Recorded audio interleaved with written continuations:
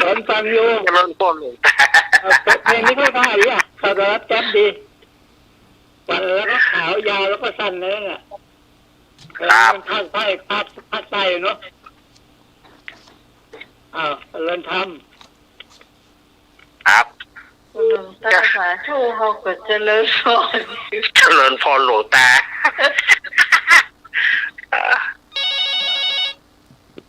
ใช้ได้ย้ายเพลงส่งเพลงเดี๋ยวชักเพลงก็เฮ้อละลูกพ่อคุณคนเดียวให้หรอบันนี้ชักเพลงเพลงอย่างแม่ขอที่พ่อพระเยซูย้อนก็ไม่ได้ยินนะก็ได้คุณคนเดียวก็ละกันเพลงของมนแข็งพอแล้วคนละเพลงย้ายชมละเด็กก็ไม่ได้ยินเนาะโอ้เปิดไปแล้วเหรอยายนี่มันนี้ย้ายจำอยู่ย้ายก็เหงาฉันว่าเจ้าไปได้ยินย้ายไปอยู่ตรงไหนเปิดเพราะคุณคนเดียวจองสารเบียบตะกี้เหรอวันนี้เนี่ยโยมจ้าฉาจะไปยินถ้ากันนี้ก็การน่ะที่การตาน่ะที่โทษแบบไปห้างไปนานเจ๊สีมั้ยใช่มนแคนกับเรื่องนี้นะชามท้อขอโชว์หาเนี่ยพรุ่งนี้ก็นอนยายมานี่ก็แม่ใจมันเปิดเท่าแล้วบอกฟังฟังจ้ะมันไปใจแต่พ่อคุณคนเดียวของน้องสารเปียบพันล้อไม่ใช่มันของย้อนก็แล้วไปใจเพลงปืนยังมาเถียงอยู่นี่ไปใจไงเย้าก็ฟังนะเถียงดอนสารเบียบอยู่ใจว่าดอนแต่แล้วมันเพลงไปใจ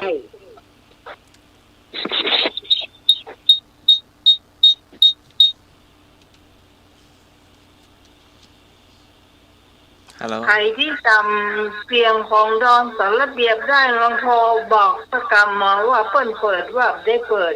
นมัสการครับของผมล้อไม่ได้เปิดเตื้อครับรับจ้างที่บางประกงอันนี้ไม่ได้เปิดแต่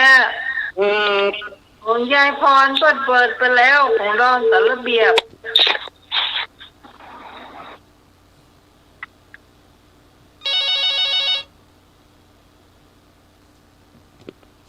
เจ้ายายพรนั่นว่าเพลงวันนี้พบวันนี้เจอนั่นก็สิ่งของคาราบาวมันเหมือนไอ้พงแดนนะครับก่อนนั่นนะไอ้พงเหยเอาของงูไก่แต่วันนี้พบดอนสารเบียบเขาเปิดพ่อคนเดียวเปิดไปแล้ว5อากาศคุณเข้าเรื่องเยอะจะเป็นน้ำตกปูในประเดี๋ยวเป็นน้ำตกปูนี่งั้นยายพรเนี่ยครับจะดีพวกตาเขียวนะพ่อคือมาเป็นคนเอาวันนี้พวกปันนิชานะเป็นของคาราบาวไม่ใช่อยู่ของดอนครับผมอันนี้เอาก่อนนะโมว่าบาดใจนี่แน่เอาก็เกิดอยู่กันมันเป็นเอาจัดลูกทุ่งนะเอาใจจัดไปเลยนะถ้าลูกกรุงกับลูกกรุงแต่นะสักวันให้ย่อสากลสักวันเกิดเท่าฟังแบบบอกรู้เรื่องนะ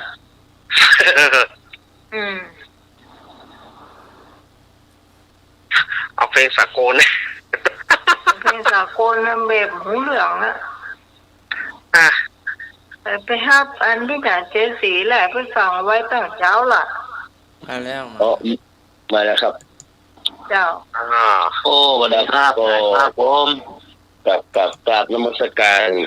เมตตาบารมีธรรมใน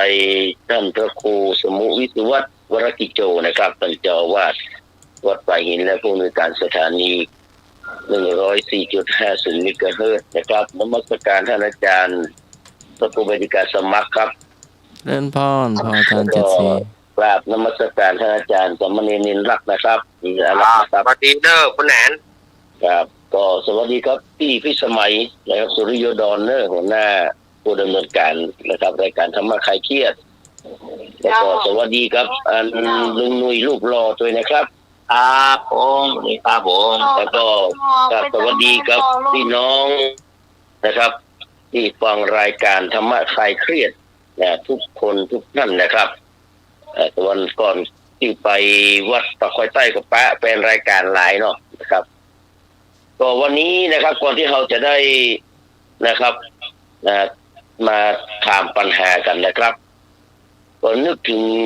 ว่าวันนี้ไม่มีใครขอเพลงชายธงทรงพลเลยเนาะชายธงทรงพลหรือว่าธงเมืองสิงห์นะครับเพิ่นเสียชีวิตไปเพราะอุบัติเหตุเมื่อ 2-3 วันที่ผ่านมานะครับผมว่าภาษาพื้นเมืองเขาว่าช่วยจะตายเป็นแบบนี้นะเพราะว่าเมื่อ40 ปีที่แล้วนี่นะครับเมื่อวันที่26 มิถุนายน 2568ชายธงทรงพลหรือว่าลุงอลันสุทธิสุขเนี่ยนะครับเจ้าของเสียงเพลงปูไก่ไข่หลงแล้วก็แถมหลายเพลงเนาะผู้หญิงหน้าเงินหน้าไม่ทันสมัยนะครับในรุ่นหมู่เฮาเนี่ยนะชอบฟังกันนักเนาะนะครับที่คุณอาจารย์ฉลองผู้สว่างที่เพิ่นมาอยู่สระปีเป็นคนแต่งเนี่ยนะครับแล้วก็วันนั้นนี่เพิ่นเดินทางไปเหมือนกับนักร้อง3 คนที่จำมาพิษนี่น่าจะเป็นดำแดนสุพรรณนะครับดำแดนสุพรรณแล้วก็มีหนุ่มเมืองไพรแล้วก็มีชายธงทรงพลนะครับนั่งตั้งหลังนะครับปรากฏว่าไปเล่นที่ชัยภูมินะครับชัยภูมิคนขับคือดำแดนสุพรรณนี่ตายคำตีตายคำพวงมาลัยเลยอัดก็ปีตายคำตีส่วนหนุ่มเมืองไพรนะครับมาตายแต่เป็นเจ้าชายนิทราได้3 ปีหลังจากนั้นประมาณปีสัก31แล้วเป็นตายเลยนะครับส่วนชายธงทรงพลนี่ปากเบี้ยวตอนนั้นนะครับปากเบี้ยวห้องเพลงมาได้ไป70,000เหมือนกันนะครับห้องเพลงมาได้ไป70,000โอ้แต่ว่าวันซื้อมาฟังข่าวกำลังปั่นจักรยานเนี่ยนะครับมันเป็นที่ไปที่มาของระหว่างขี้เหล้าก็คนออกกำลังนี่ไปอายุยืนเนาะปรากฏว่าขี้เหล้าอายุยืนกว่าเพราะขี้เหล้ามันมาโจรคนปั่นจักรยานตายก็ใช้ทรงคนกำลังปั่นรถขี่ออกกำลังกายนะครับรถไอ้อย่างมาโจรตั้งหลังตายคำที่โอ้ยเนี่ยตายไปแล้วครับชายทรงพลนี่นะได้2-3 วันเนี่ยนะครับได้ตายไปนะผมจะเผาหรือยังไม่แน่ใจเพิ่นเอาไว้ที่4บ้านเกิดของเพิ่นนะครับตรงนี้ไม่มีใครขอเพลงทุกคนก็ย้อนไปเมื่อนี่มันครับเมื่อปี3มาแล้วเมื่อปี27ก็เหมือนกันเดือนกุมภาพันธ์เขาเนี่ยวันที่1 กุมภาพันธ์27ก็เช่นเดียวกันนะครับในสมัยนั้นน่ะนักร้องตาย2 คนนะตาย2 คนนะครับก็คือในไปเล่นที่เพชรบุรีนะครับไปตัววงพุ่มพวงดวงจันทร์วงอย่างนี้นะครับเพิ่นเล่นกันนะครับมีมนรักขวัญโพไทยเป็นโคครับมนรักขวัญโพไทยรู้จักเนาะหน้าแล้งปีนี้หรือว่าฐานอากาศอย่างก็ทหารที่การรักนะครับที่การรักนี่แหละครับฉีดยาให้ผมตายฉีดยาให้หมอตายไปเถิดผมเนี่ยแล้วก็มีเสกศักดิ์ผู้กันทองเนาะเสกศักดิ์ผู้กันทองเจ้าของเสียงเพลงทหารอากาศขาดรักปันมากเศรษฐีเนี่ยแล้วก็มีเพชรเนี่ยก็โคธารามเจ้าของเสียงเพลงรักคนชื่อน้อยตชดขอร้องเนี่ยนะครับนั่งกันไป3 คน4 คนเพชรไปกับเมียมนรักขวัญโพไทยนั่งแน่คนรักเป็นมนรักเป็นคนขับนะเสกศักดิ์ผู้กันทองก็นั่งแน่คุยตัวมนรักนะครับปรากฏว่าขณะที่กำลังขับไปมันมีอย่างลุ่นตัดหน้าคนลุ่นตัดหน้าไปกับเบรกรถก็ลงข้างถนนเนี่ยนะครับมนรักขวัญโพไทยตายคำที่พร้อมกับเสกศักดิ์นั้น นอนอยู่ด้วยกัน ส่วนเพชรโพธารามกับเมียกับลูกรอด แต่กลายเป็นคนมีปัญหาเรื่องหูไม่ได้ยินมาต้องหมดวันนี้แหละนะครับ นี่คือนักร้องลูกทุ่งเขานี่มักจะตายด้วยโรคอุบัติเหตุนะครับ มันเหมือนกับนักร้องลูกกรุงเนาะนักร้องลูกกรุงอย่างสุเทพกาชลินกาเนี่ยตายแค่เมื่อไหร่ครับอายุ90 ปลาย80 ปลายตายอ่ะนะครับแต่นักร้องเขาลูกทุ่งเขานี่ตายหนุ่มตายน้อยเนาะตายอุบัติเหตุตายหนุ่มตายน้อยตายแบบโปแก่เท่าไรครับตายยันยอดรักเลยเขาไม่ใช่อุบัติเหตุแต่ก็ตายเป็นโรคเนี่ยมะเร็งแก้เป็นการมาตายนักร้องลูกทุ่งเขานี่อายุบอกให้ยืนเท่าไหร่แม่นักร้องลูกทุ่งนี่หมายถึงว่าด้วยสภาพของเพื่อนนะครับนักร้องลูกกรุงนี่มันจะต้องมีคนมาฮับเนี่ยมีคนมาฮับมาส่วนจะไปห้องเพลงในห้องอาหารห้องเพลงในพัฒนาการเนี่ยสตี้นะครับมันจะต้องมีคนเอารถมาฮับต้องรถเก่งกันเนอะรถเก่งรถดีๆมาฮับอันมันแบบเปิงเนี่ยนะครับแต่นักร้องลูกทุ่งเขานี่พวดต้องไปเป็นรถบัสอย่ารถบัสคว่ำเนี่ยตายไปก็มีอันนี้ก็ชายทรงคนก็เช่นเดียวกันนะครับก็ตายไปละน่าเสียดายเนาะเดี๋ยวที่อาจารย์ท่านอาจารย์วิศวะเปิดเพลงเอกวิศวะเพลงก็ได้เนาะคำถูกเนาะไว้พูดก็ได้ครับเปิดเพลงไว้ทุกคือกับชายทรงคนอยู่สักหน่อยเนาะครับวันนี้ก่อนที่เราจะเข้านะครับเข้ารายการปัญหาสัก3-4 ข้อเนาะมันง่ายๆนะครับเป็นบทกลอนเหมือนเดิมเพิ่นว่าเป็นสวอยากติดคุกเพิ่นว่าสวนี่ลุงนุ้ยได้เป็นสวแล้วลุงนุ้ยเนาะครับได้กินเงินเดือนกี่ปีละ3 ปี4 ปีแล้วครับ30 ปีแล้วเนาะครับผมนี่ยังไม่ได้กินด้วยนะครับว่าจะได้กินก็ได้นั่นเป็นปัญหาละอย่างน้อยก็ได้กินเลข7แล้วลุงนุ้ยคือมีก็คน50 ปลายแล้วลุงนุ้ยนะครับเพิ่นบอกว่าเป็นสวติดคุกไม่สุขสาร1ติดบ้านไม่ยอมทัวร์กลัวบ้านหาย2ติดหลานเลี้ยงแย่จนแก่ตาย3ติดนายหน้าอนาถทาสหมาแมวคำว่านายที่นี่ก็คือนายหมาและนายแมวเนี่ยเนาะว่าพ่อรักหรือลูกหรือหลานก็ทำนั่นท่านรักละไม่บางคนนี่มันขาดมาได้เลยไปมาได้พ่อไปมาได้แม่ไปมาได้ไปทำบุญตัวนี้อันรักบ่โอ้ไปมาได้แม่เติกลูกเติกหลานเขาว่าเป็นไฟเป็นก้อยวะเป็นหมาก็เป็นแมววะโอ้นักแก่วันไหนมีอันนี้นะครับมีแน่นอนเนาะตึงหมดเสียง4คือติดไม้กระถางวางรอบด้านนี่เนาะบางคนก็ชอบไม้ดอกไม้ประดับเนาะ5ติดงานจนวันนี้ไม่มีแผ่ว6ติดหมอนัดทุกวันอยู่นั่นแล้ว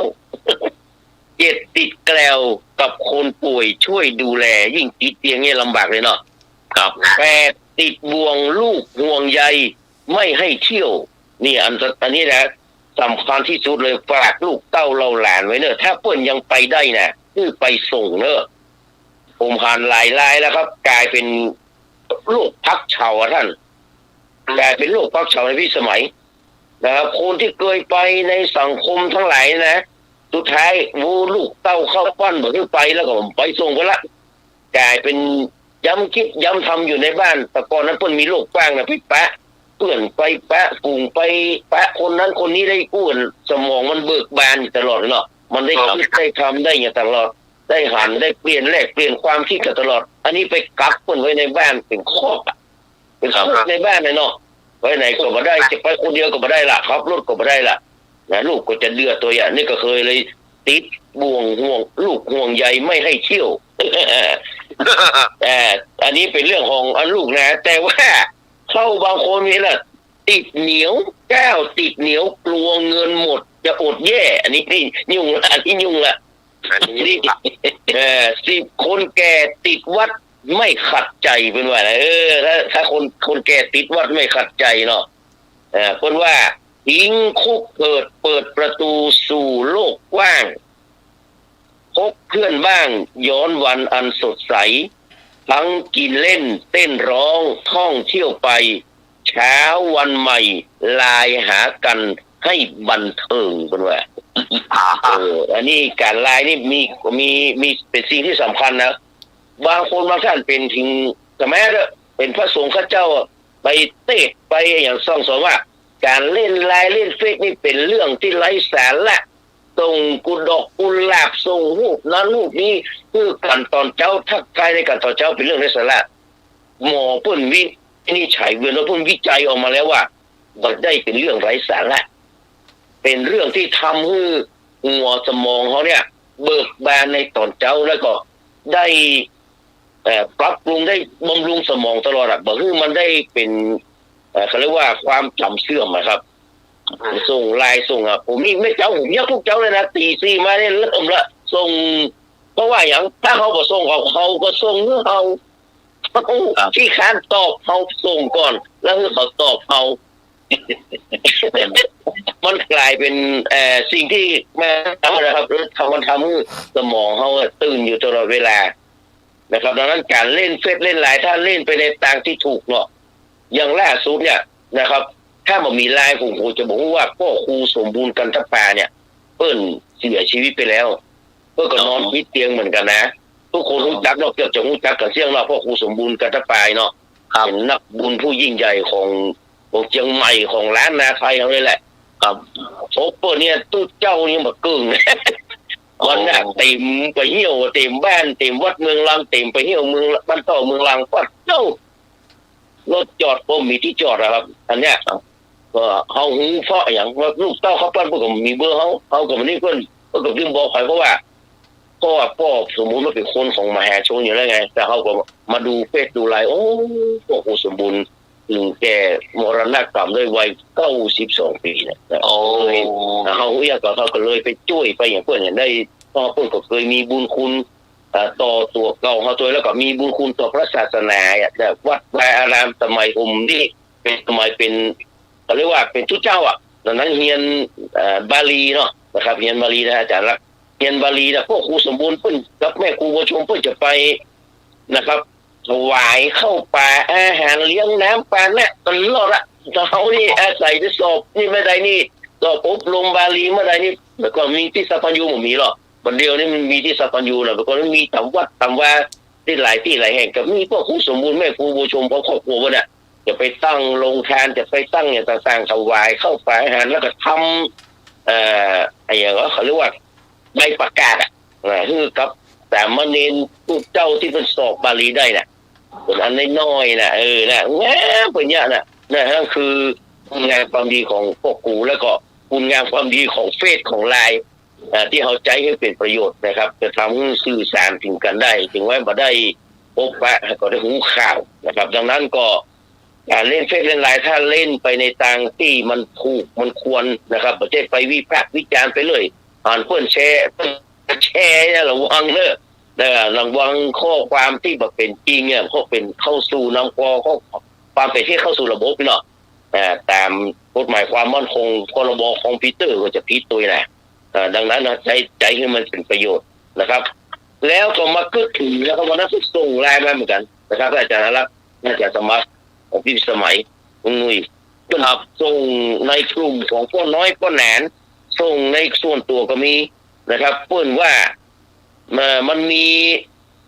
เป็นเรื่องตลกที่เล่ากันนะแต่เล่าว่านะครับมีลุงแก่ๆคนหนึ่งนะครับเพื่อนวันนั้นเพื่อนจัดงานรวมดาราเพื่อนว่ารวมดาราจัดเวทีอย่างดีเลยมีลุงแก่ๆคนหนึ่งนะครับได้ขึ้นไปบนเวทีด้วยไม้เต้าขึ้นไปแล้วก็ไปนั่งบนเก้าอี้นะครับพิธีกรหันนั้นก็เลยเข้าไปสัมภาษณ์ถามว่าพ่อลุงยังไปหาหมอบ่อยๆอยู่ก็ครับแสดงว่ามีข้อมูลพ่อลุงเนาะพ่อลุงก็บอกว่าโอ้ยไปเลิงขนาดพิธีกรก็ถามว่าโอ้จะได้ลุงถึงไปหาหมอเลิงอันน้ำเหลืองไปบ่อยๆก็ต้องไปบ่อยๆครับถ้าคนไข้ไปบ่อยๆหมอถึงจะอยู่ได้คุณว่าถ้ามันมีคนไข้ไปหาหมอแล้วหมอมันจะไปอยู่ได้จะได้อยู่ว่ะคนได้ฟังก็ป๊อกมือชอบใจกันพิธีกรก็ถามต่อไปว่าแล้วพ่อลุง ไปร้านขายยาบ่อยๆก็ครับก็รู้ว่าโอ้แน่นอนกันต้องไปบ่อยๆเพราะเภสัชกรพวกก็ทำมาหากินเหมือนกันเป็นว่าข้อคนก็ปกมือดังกว่าเก่านะคนก็ปกมือชอบใจดังกว่าเก่าพิธีกรก็เลยถามมาเอ้าแล้วก็ลุงเนี่ยกินยาที่เภสัชกรนะมาเอาขึ้นมาพ่องก่อก็ลุงบอกลุงบอกกินเสื้อก็ลุงก็กว้างตลอดนะพิธีกรก็ถามว่าเอ้าเป็นยังน่ะก็ลุงก็ต้องอยู่รอดเหมือนกันแกคนก็ไข้หัวกันสนั่นปั่นปืนพิธีกรก็บอกว่าจะอุ้ยอะไรก็เลยขอบคุณนะครับปลุงที่ขึ้นมาสัมภาษณ์เนอะปลุงก็เลยว่าเป็นยังก็เพราะปลุงก็รู้ว่าคุณก็จะต้องทำมาหากินมีหน้าที่เป็นพิธีกรเหมือนกันวะคนพ่อก็โทษไข้หัวดังกึกก้องตรงเสียงเชียร์แบบประยุทธ์ย่อนนะพิธีกรบอกว่าจะเนี่ยอะไรก็เลยถามคำถามความจริงกับคำถามคำถามสุดท้ายแล้วพิธีกรก็เลยถามคำถามว่าเอ้าแล้วพ่อลุงยังเล่นเป็ดเล่นไลน์อยู่ในกลุ่มอยู่ก็ครับนี่หรอพ่อลุงก็ตอบว่าโอ้เล่นกะ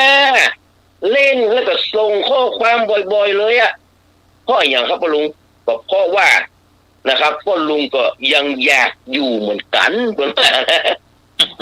ถ้าพ่อลุงมาทำจากนี่นะคนอื่นก็จะคิดว่าพ่อลุงตายไปแล้วว่าแล้วแอดมินในกลุ่มนี่นะก็จะทีบหัวพ่อลุงออกจากกลุ่มกันก็ว่าตลกเรื่องนี้นะได้ที่หนึ่งของโลกเลยนะครับเพราะว่าทุกคนก็จะต้องดิ้นรนเอาชีวิตให้รอดเนาะทุกคนก็มีหน้าที่เนาะโดยเฉพาะหน้าที่หัวเราะนะให้หวยนะดังนั้นเมื่อมาถึงจุดนี้แล้วทุกคนควรที่จะได้ให้หัวคือกันส่งสติกเกอร์ลายสติกเกอร์คือกันบ่อยๆเนาะแล้วผู้คนนี่มีหน้าที่อย่างพวกเราเนี่ยคนว่าพระ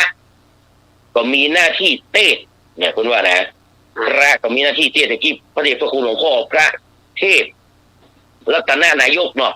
หลวงพ่อจำรัตทัตศิริประเรียนธรรม7ประโยคเจ้าคณะจังหวัดละปูเนี่ยเน้นอัลลาผู้จักดีเนาะผู้จักครับนะครับแต่คนเทศธรรมตรีนี่สุดยอดเนาะตัวใหญ่นะต้องเป็นพิธีจันทร์นะท่านอาจารย์นิรักษ์พ่อแต่คนน้ำหนัก100 ปลายนะจะเป็นสมัยเป็นท่านพระมหาจำรัดนี่นะน้ำหนัก100 ปลายเทศมาทีเสียงดังเหมือนกับตัวอึ้งนั่นแหละแต่ว่าเพื่อนสามารถลดน้ำหนักมาได้จนรุ่นจากรุ่นนั้นเฮฟวี่เวทมารุ่นแบนตัมเวท118 ปอนด์จาก190 กว่าปอนด์เป็น117-18 ปอนด์โอ้เป็นความมหัศจรรย์ใหม่ๆเขาถึงว่าเพื่อนบอกดีว่าเป็นนั้นนะหลวงพ่อเดือดหลวงพ่อที่เขาฟังเพื่อนเทศเนาะอดีตเจ้าคณะจังหวัดลำปางเนี่ยเพื่อนเทศงานนี่กะโอ้ม่วนนะพิธีกรประกอบอาราธนาเป็นคำพื้นเมืองเนาะหลวงพ่อก็กระลงหมู่เราฟังทั้งหลายการว่าเราจะไม่ได้จัดรายการแล้วก็วันนี้จะได้ฟังหลวงพ่อวัดพระธาตุที่พุนชัยจัดรายการเทศทำจนสุดคืนแล้วก็เนาะนั้นพระก็มีหน้าที่เทศเปรตก็มีหน้าที่ขอนะแน่นอนกับเปรตที่มันเนี่ยมาได้มันต้องรอคนมาทำบุญให้มันก่อนได้รับมันก็ท่านสมัครมันก็ได้รู้เนาะที่สมัยเนาะแล้วก็ทุกคนนะครับว่าเปรตที่มันต้องมีหน้าที่ขอนะอย่างเดือน12 ปีเนี่ยเนาะที่เขาเนี่ยกันทุกปีน่ะโอ้คนใดมาตานี่มันจะมีดีปีดาปั่นปอนที่7 วัน 7 คืนน่ะแต่ติต่างว่าลูกเต้าเราหลานคนใดมาแต่นี่นะมาท่าแล้วท่าแห่งชื่อกูยังมามีพยมองชื่อกูตู้เจ้าปั่นปอนหมองชื่อกูสักเท่าไหร่น่ะว่ามันจะแจ้งจุ่มด่าเนอะมันได้ปอนนะมันถูกหวยไปหลายปีเนอะไม่นะเรียกว่าเปรตมีหน้าที่ขอคนตั้งหลัง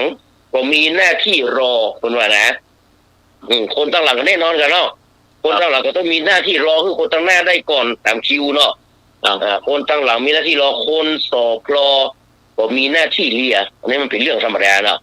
คนสอพรก็มีหน้าที่เลียนะครับก็กาแม่กาก็มีหน้าที่ขายคนที่เล่นแพ้พ่ายหรือเล่นการก็ต้องมีหน้าที่ที่จะต้องเสียเนาะเสียรอบวงเสียคนเดียวเขาก็บอกว่า คนที่เล่นแพ้พ่ายก็ต้องมีหน้าที่เสียคนที่เป็นสามีภรรยาก็ทำหน้าที่ผัวหน้าที่เมียเนี่ยแล้วก็คนที่กินเหล้ากินเบียร์นี่มีหน้าที่อย่างท่านอาจารย์นิรักษ์อาจารย์สมัครถามอาจารย์สมมติว่าคนที่กินเหล้ากินเบียร์มีหน้าที่อย่างอ๋อมีหน้าที่นะลุงนุ้ยเดินถอยหลังเดินถอยหลังโอ้โหแกถูกละคนกินเหล้ากินเบียร์ก็มีหน้าที่เมาวะกันทุกเมาเสานอนที่ถอนจันลาอังคารมาพูดขาดพัดป่วยก็1 วันมันมาเนี่ยการวันเดียวมันเนี่ยการวันอังคารมาวันเดียวแล้วมันจะเอา2 แห่เพราะว่าวันอังคารเป็นวันหยุดของมันมันจะไปฟ้องกรมแรงงานว่าเจ้านายบัดใจ2 แรงมันก็เป็นวันหยุดของมันว่าวันอังคารนี่นะทุกมันก็มา2มันก็มาติดมันก็มาจันมันก็มาวันอังคารวันที่เป็นวันหยุดของมันมาวันเดียวพูดมันก็ขาดพัดมันก็ป่วยแถมเนี่ยมันบอกว่าเจ้านายจะต้องจ่าย2 แรงมันในวันอังคารน่ะเป็นวันหยุดของมันว่าไปมีลูกน้องอย่างนี้นี่ก็ใช่ได้เจริญขนาดนั้นกิจการเนาะดังนั้นก็แน่นอนครับคนกินเหล้ากินเบียร์ก็ต้องมีหน้าที่เมาโจรก็มีหน้าที่ที่จะลักเนาะโจรขโมยเนาะไม่เนาะโจรขโมยก็มีหน้าที่ลักมาหรือว่าสุนัขก็มีหน้าที่เห่านี่หมอดูก็มีหน้าที่ที่จะเดาเมื่อหมอดูก็มีหน้าที่เดาคนหูเบาเนี่ยอะไรก็ต้องมีหน้าที่ตามกันเพราะว่าได้ก็เอาทำนั่นแหละเพราะมันหูเบาหรอ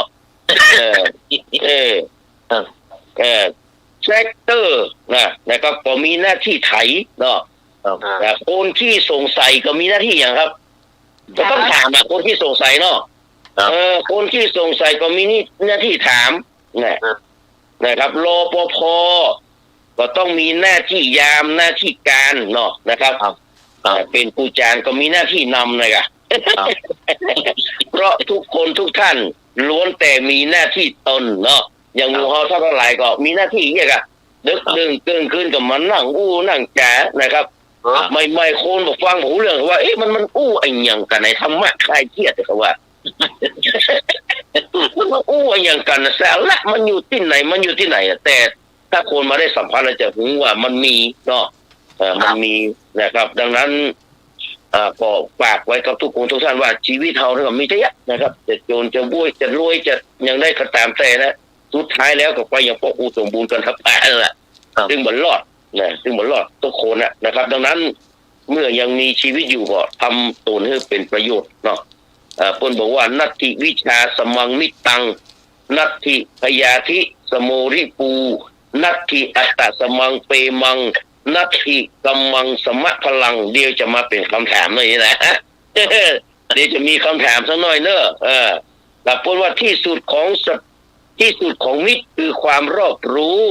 ที่สุดของศัตรูคือความป่วยไข้ที่สุดของรักแต่คือรักตนที่สุดของแรงดลคือแรงกรรมเป็นว่าที่สุดของลาภคือการไม่มีโรคที่สุดของโชคคือความสันโดษไม่ขาดที่สุดของยากคือความคุ้นเคยนะครับได้คลุกเคล้าที่สุดของสุขก็คือพระนิพพานนิพพานังปรมังสุขังนี่ก็ครับนี่ก็คือที่เขาสวดกันแหละสุโขพุทธานังอุปโทสุขาน่ะสุดท้ายมาถึงวิสาสะปรมายาตินิพพานังปรมังสุขังเนี่ยแล้วก็ฝากไว้เป็นวิทยาทานหน่อยครับที่หลวงพ่อพูดว่าในวัดที่มีพระเจ้าว่าถูกปกิโตนะครับปกิรูปนะคำสุดท้ายเนี่ยที่ว่าอโลคยาปรมาลาภานี่เหมือนจะถูกแล้วครับมันต้องใช้คำว่าอโรคยะปรมาลาภา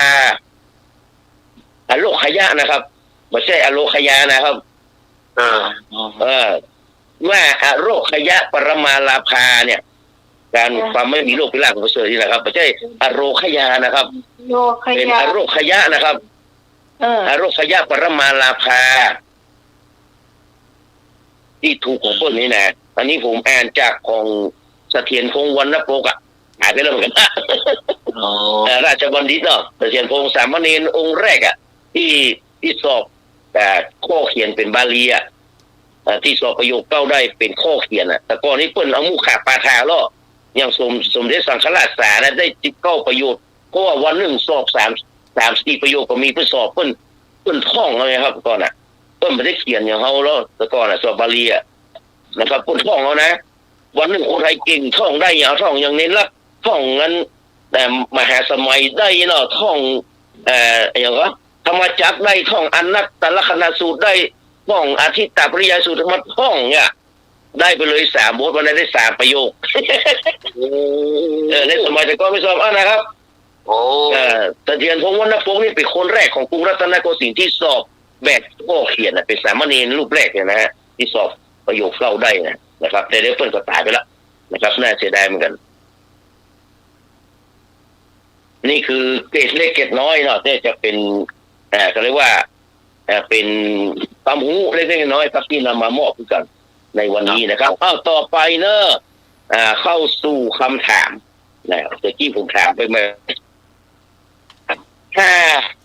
นะครับผมถามว่านัตถิวิชาสมังนิตังเนี่ยคือข้อใดจากบทกลอนนี้เนี่ยนัตถิวิชาสมังนิตังคือข้อใดเนี่ยอันนี้ข้อแรกเลยนะคือข้อใดในต่อไปนี้ที่สุดของแรงโดนข้อกอไก่นะครับที่สุดของแรงโดนคือแรงกรรมที่ข้อขอไข่ที่สุดของรักใดคือรักตนขอควายที่สุดของมิตรคือความรู้งองูที่สุดของศัตรูคือความป่วยไข้เอาใหม่เนาะนัตถิวิชาสมังมิตังนะครับคือข้อใดกอไก่ที่สุดของแรงโดนคือแรงกรรมข้อไข่ที่สุดของรักใดคือรักตนคอควายที่สุดของมิตรคือความรู้งองูที่สุดของศัตรูคือความป่วยไข้ข้อแรกมาแล้วครับมาเลยครับออกมาเนอร์โทรมาตอบเนอร์053-226-058ตอบเข้ามาเลยตอบเข้ามาเลยเนอร์สวัสดีพี่แดนชินสมเจ้าครับสวัสดีครับผม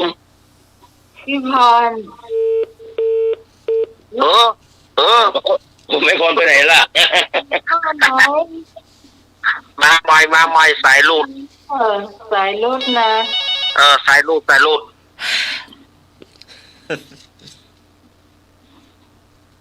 เจ้านมัสการครับคำตอบสุดท้ายคุณสมบูรณ์กันทป่าผมก็รู้จักครับท่านเป็นหัวหน้ารถด่วนขบวนพิเศษครับของจังหวัดเชียงใหม่ครับคำตอบสุดท้ายคือกอไก่แรงกรรมครับนมัสการครับผมแรงกรรมไม่หรอนายวิพรถ้าขอเพลงใจสั่งมานะครับผมมาเป็นอันประธานให้กับพระเจ้า2 ปีก่อนทอดทั่วป่าว่าดอนปันนี่มีอาจารย์เฮานะคะนำเชิญครับ226-058เจ้าโทรมาแถมพรมา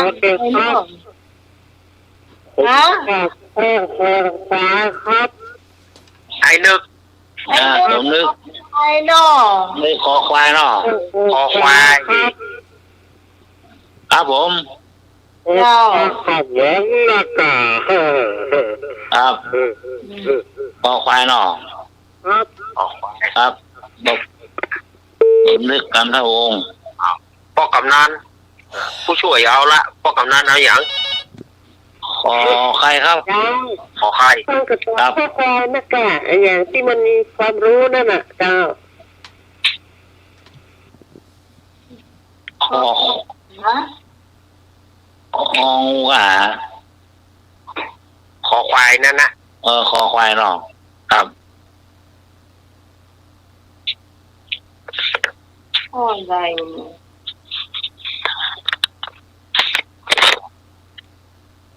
เอาที่หัวน้องข้อใดเนี่ยเอาของงงเนอะเดี๋ยวเนี่ย ไม่พรโทรมาใหม่เนอะข้อไหนเนอะ เพื่อเอาเข้าคอควายครับคอควาย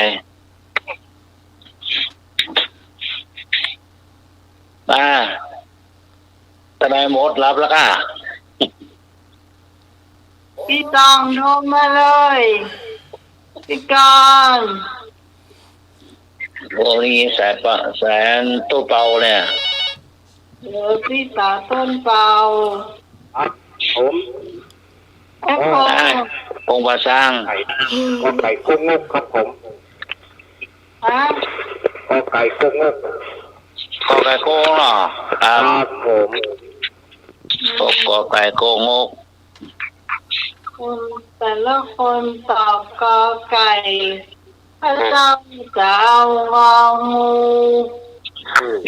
แหวงงองู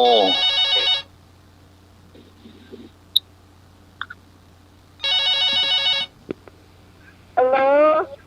ที่แทนเอาก็คอควาย ครับผมตอนเอราวัณ คอควายมีหลายคนเนอะ ครับ พี่ตองมาแล้วพี่ตอง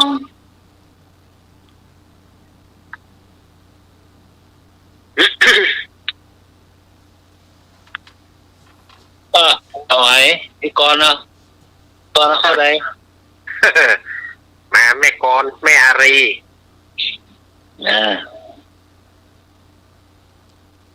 พี่สาวอารีมาเนอะวันนี้ไม่ได้ยินเสียง เออ ขอเพล แม่ ง อารี ขอ มีอยู่ครับครับมันมีแค่เฉลยเลยข้อที่เลยเนาะครับข้อที่ถูกต้องก็คือข้อคอควายนะครับนักที่วิชาสมังมิตังก็วิชาคือความรู้เนาะมิตังก็คือมิตรสมังก็คือว่าเสมอหรือว่าเปรียบด้วยนะครับนักที่ก็คือไม่มีเนาะก็หมายถึงว่ามิตรอื่นใดมิอาจเปรียบเทียบความรู้คุณว่าแม้ศัตรูไม่สู้ด้วยความป่วยไข้รัก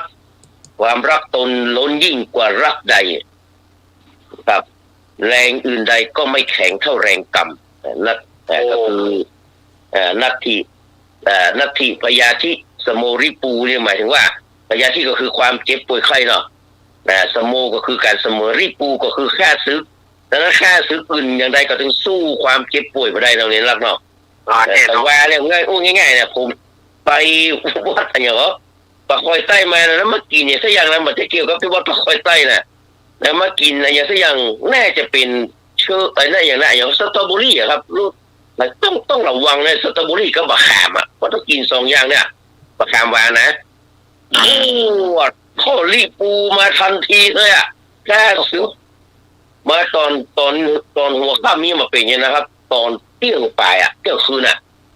มันแบบใจสั้นแบบโอ้โหวันแรกนะเขาบอกสมัยนะครับรู้ต้องเข้าห้องน้ำไปหลายรอบแล้วนะนะครับแล้วก็สดหายาหอมยาอย่างก็มีสักอย่างยาธาตุเขาเคยกินก็มีบางทีมันมี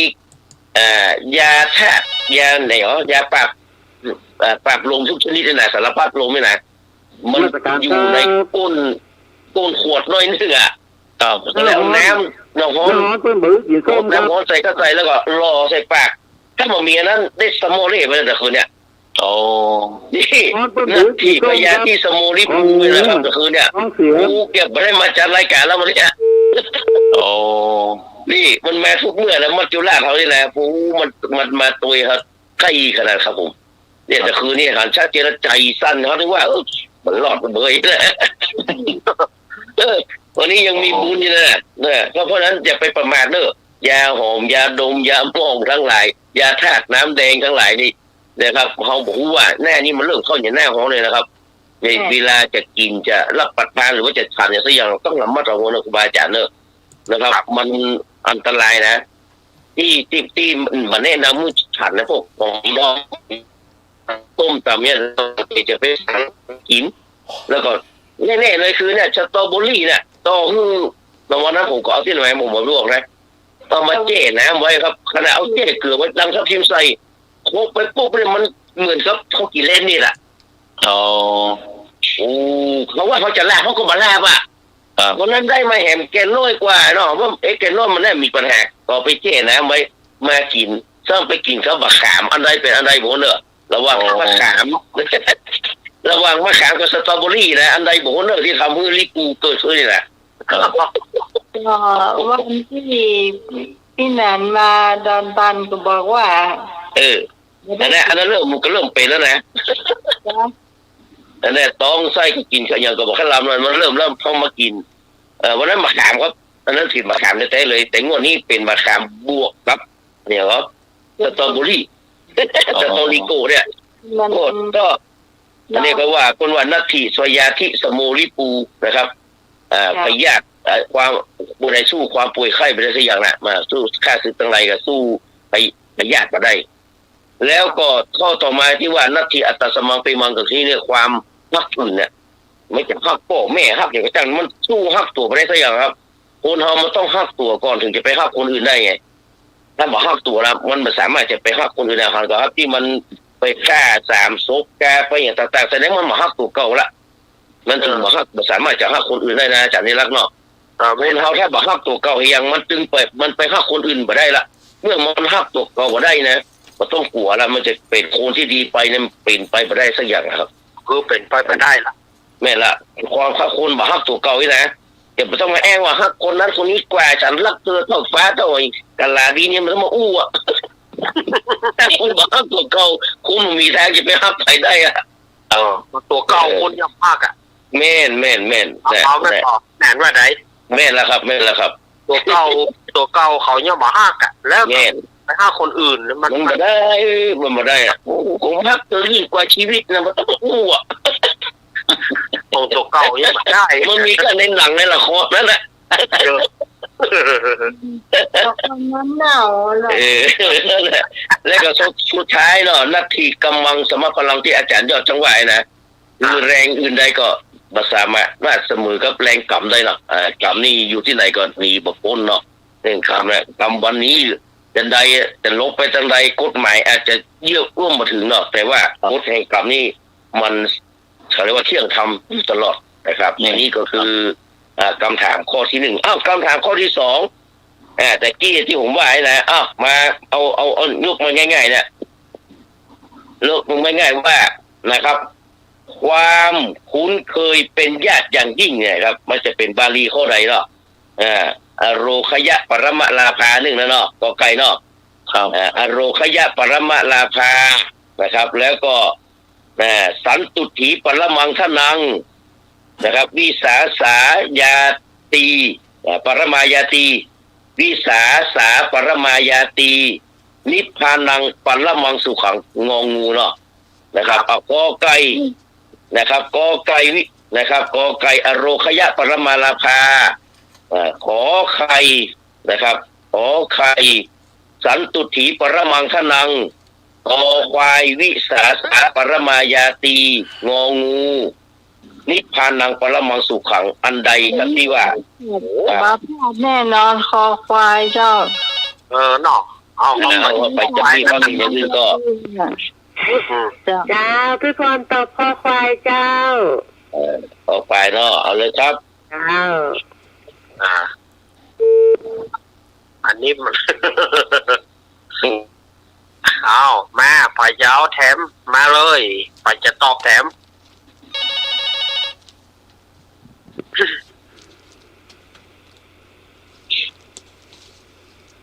เจ้ามาตรการครับค ำตอบสุดท้ายคืออย่างคอควายอ่ะครับกับนมัสการครับ ที่สีปาบมายาติ อ่า ถ้าเข้ามาหมู่เดียวกับบ่พลาดไอ้เลย ไอ้อย่าไปทางอื่นกัน ถือว่าก็กลัวประถูกเนาะข้อหน้าข้อหน้าอ่ะว่าผมนะครับผมคอควายครับผม ควายเนาะ เนาะ ครับผม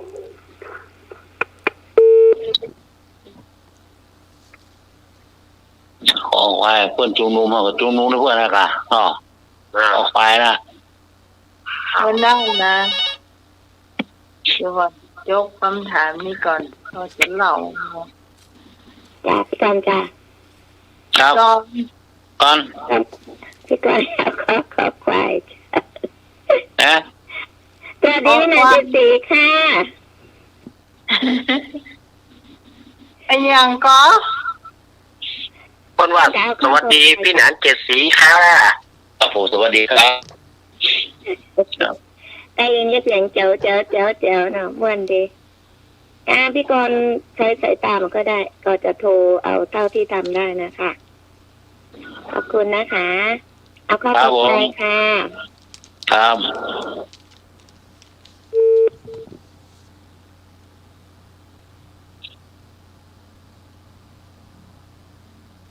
ก็ข้อนี้มันก็บ่มีปัญหาเนาะนะครับเพราะว่า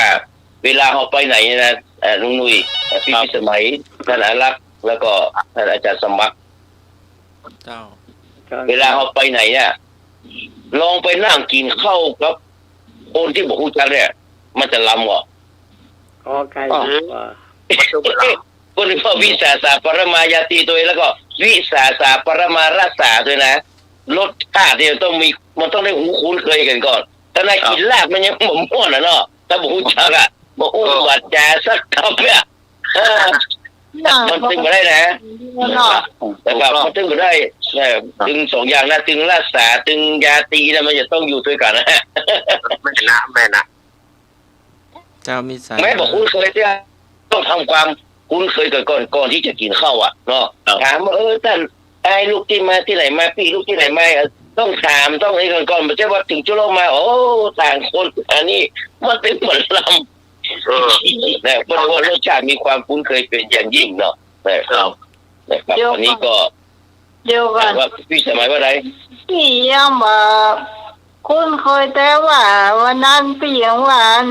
ขอซื้อเย็นตาโฟพี่ก็มีละ อันนี้มันเป็นญาติธรรมกันแล้วหรอ อันนี้มันเป็นญาติธรรมหรอกเนาะมันได้อื่นกันหรอกมันหมายถึงว่าคนที่ไปนั่งกินด้วยกันนี่กะคนที่ไปนั่งกินเข้าเผชิญแน่กันเนี่ยเนาะนั่งโต๊ะต่อโต๊ะแบบโต๊ะบางคนมันก็โลกส่วนตัวเยอะแล้วบางคนนะบางคนมันโลกส่วนตัวของเพื่อนเยอะนะไม่มุ่งของเพื่อนเนี่ยเพื่อนคือความจริงแล้วเพื่อนอยากจะคืองานมีแค่เพื่อนคนเดียวแหละเพื่อนจะได้กินข้าวถ้ามีคนอื่นเนี่ยมันกังวลใจอาจารย์รักว่ามีคนประเภทนี้ก็มีครับมีครับก็มีก็มีครับมีแน่มันมีอยู่แล้วครับแม่ละบางคนมันบอกเอาละสังคมเอาแต่ว่ามันจำเป็นจะต้องไปเมื่อจะเป็นต้องไปนะดังนั้นเราต้องอย่างน้อยได้ได้จ่าได้ทำความคุ้นเคยว่ามาจากไหนเป็นจะได้เหรอแล้วอันนี้ไงล่ะอย่างตะวาเนี่ยก็ที่ไปปากคอใต้ไม่คนว่ามันแบบแม่อย่างนั้นไม่อย่างที่ทำบุญเขานักแม่อย่างนั้นจะทาแม่ก็อยู่ไหนไม่จากมาแม่จะทาสันใจหลวงครับแม่ฟังอยู่นะอย่างว่าไม่ว่าจะว่านะว่าฟังตลอดเลยหรอต้องขอบคุณนะฟังแถวเจ้าปูยากศน้อยนะปูยาแม่ปูสัญญาทองอิ่มจะเจียยอดนะพวกก็ฟังเลยแม่จันเพนแม่จันเป้ง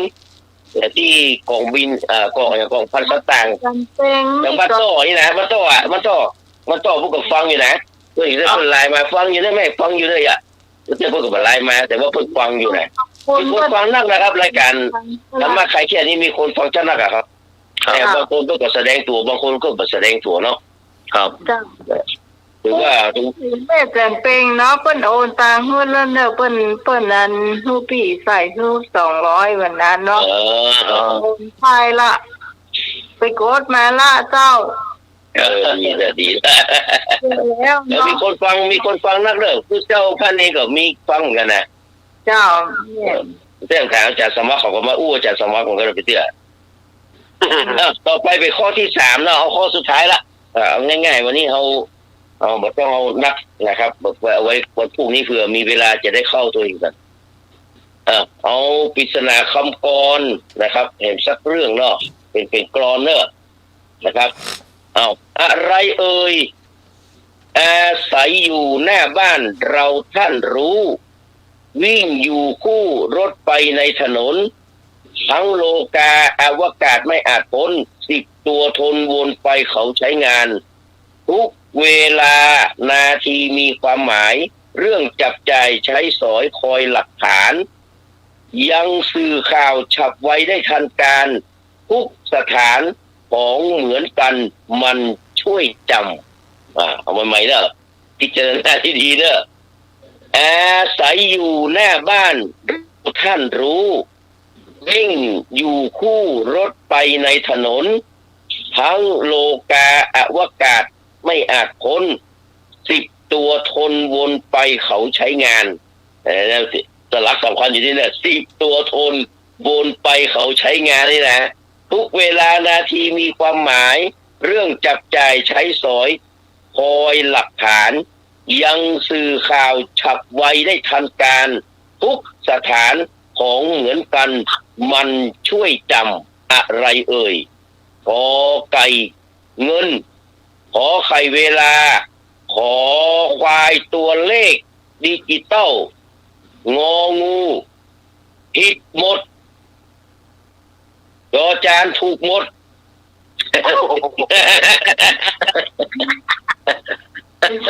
เดี๋ยวรู้สึกว่ามันจะเป็นเวลา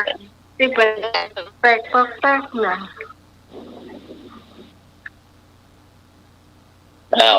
จะเป็นนะตายมาว่าจะเป็นโทรศัพท์ปีนั้นมันเป็นโทรศัพท์สักคำ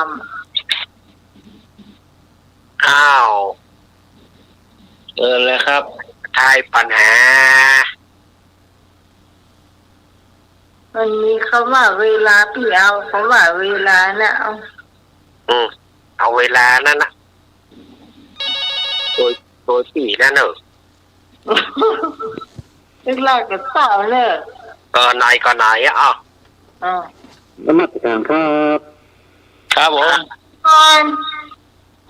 ข้อที่แล้วไม่ได้เฉลยครับครับไม่ได้เฉลยข้ออย่างถูกไม่ได้เฉลยครับคอควายครับคอควายครับโอเคถูกแล้วครับครับคำตอบสุดท้ายคือถูกทุกข้อครับครับนมัสการครับอาจารย์จอจานถูกทุกข้อเล่นเมาทิ้งเคงหมดเล่นเมาทิ้งเคงบอกเขาโอ่งบอกมองมดน้องใหม่เอาเวลาลุงรวยจะเอาสตางค์เอาแบ่งกันไปครับก็ไก่อย่างก็เงินเงินขอไข่เวลาขอควายตัวเลขดิจิตอลเจ้างองูควายดีกว่าจอจานตัวเลขดิจิตอลดีกว่าเนาะเจ้าเอามันครบทุกข้อเลยเจ้าครับเวลาดิจิตตัวเลขดิจิตอลนะครับไม่พรป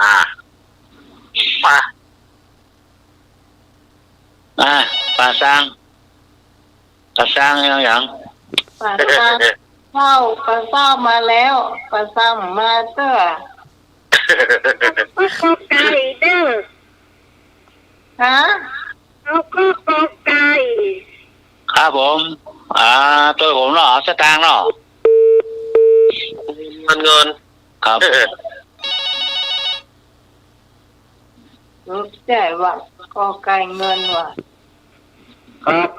ก็ได้ว่างครับ พอควายว่างอยู่ก็หา เอาข้อว่างแล้วก็ครับ ก็ ครับผมระบาย ผมเลิกมาตั้งไรวันนี้ผมเลิก ผมเลิกโบนาวงมา สมนึกมาเนอะ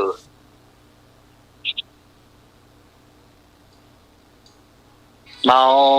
พอเมาอยู่กับแม่อีกอ่ะ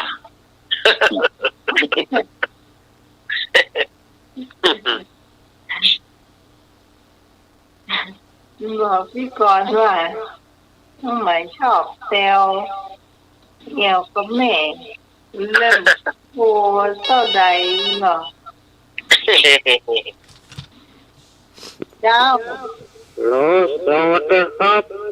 ครับผม ที่ผมไปหาแม่ไหนเนื้อ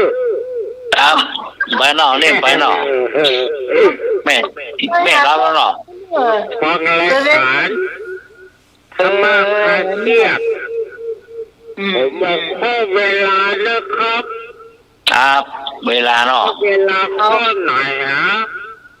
ขอใครจ้า ขอไปครับ ขอใครครับ เวลาหน่อ ครับ ครับ โอ้ยอมรับแต่โดยดีเฮ้ยเนี่ย ลูกพ่อใจอกสามซอกหรอแอกอ่ะ จ้าจ้า แน่จริงแอนโรงให้เลยอ่ะ ตอนได้เวลาจ้ะ ครับมาเอาอะไร พี่กร เว ณ์ ลา จ้าจัง พี่ เล กรณ์ ย ก็ตัวนั่นไง เอาไปก่อนเอาเวลาละ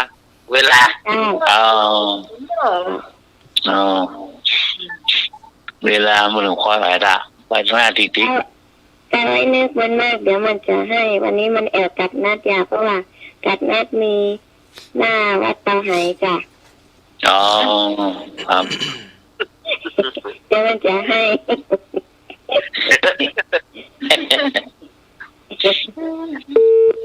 ว้าวครับมงไว้เนาะครับ4 ทุ่มแล้วตอนนี้เราไม่ได้เวลาเฉลยเนอะผมจึงบอกจี้แล้วว่าติดตัวทนวนไปเขาใช้งานนี่แหละแล้วก็ถ้าว่ามันเหมือนกันนี่มันช่วยจับก็คือมันช่วยจับหมายว่า อันนี้เป็นอันนี้เป็นอันนี้ตะอี้เนี่ยนั่นคือตัวเลขครับตัวเลขดิจิตอลเวลาก็ใกล้เคียงกันแต่เวลานี่มันแน่นอนแต่ว่าตัวเลขเนี่ยมันมีอยู่ในนั้นนะครับมันจะเปิดออกมาตัวเลขอย่างเขาข้ามไฟแดงอะไรก็มันเหลือตะอี้อะไรก็มันไฟเขียวแต่ว่า30 วิเนาะมันก็จะไปเรื่อยๆของมันจะจนเหลือสัก5เนี่ยเขาต้องหยุดละ 5 วินี่ต้องหยุดละเนาะอันนี้ก็คือตัวเลขดิจิตอลนะครับ อยู่กับทุกหลายคนกันเนาะครับตัวเลขดิจิตอลนะครับนี่ก็คือสำหรับปริศนาคำกลอนในวันนี้นะครับ ต้องกราบนมัสการขอบพระคุณท่านหลวงพ่อพระครูสมุวิสุวัฒน์วรจิตโจนะครับผู้ในวยการสถานีขอบพระคุณท่านอาจารย์พระบดิครูบดิกาสมัครยานสีโลรองเจ้าอาวาสนะครับ แล้วก็ท่านอาจารย์เน้นลักษณ์เนาะอาจารย์เน้นลักษณ์นะครับ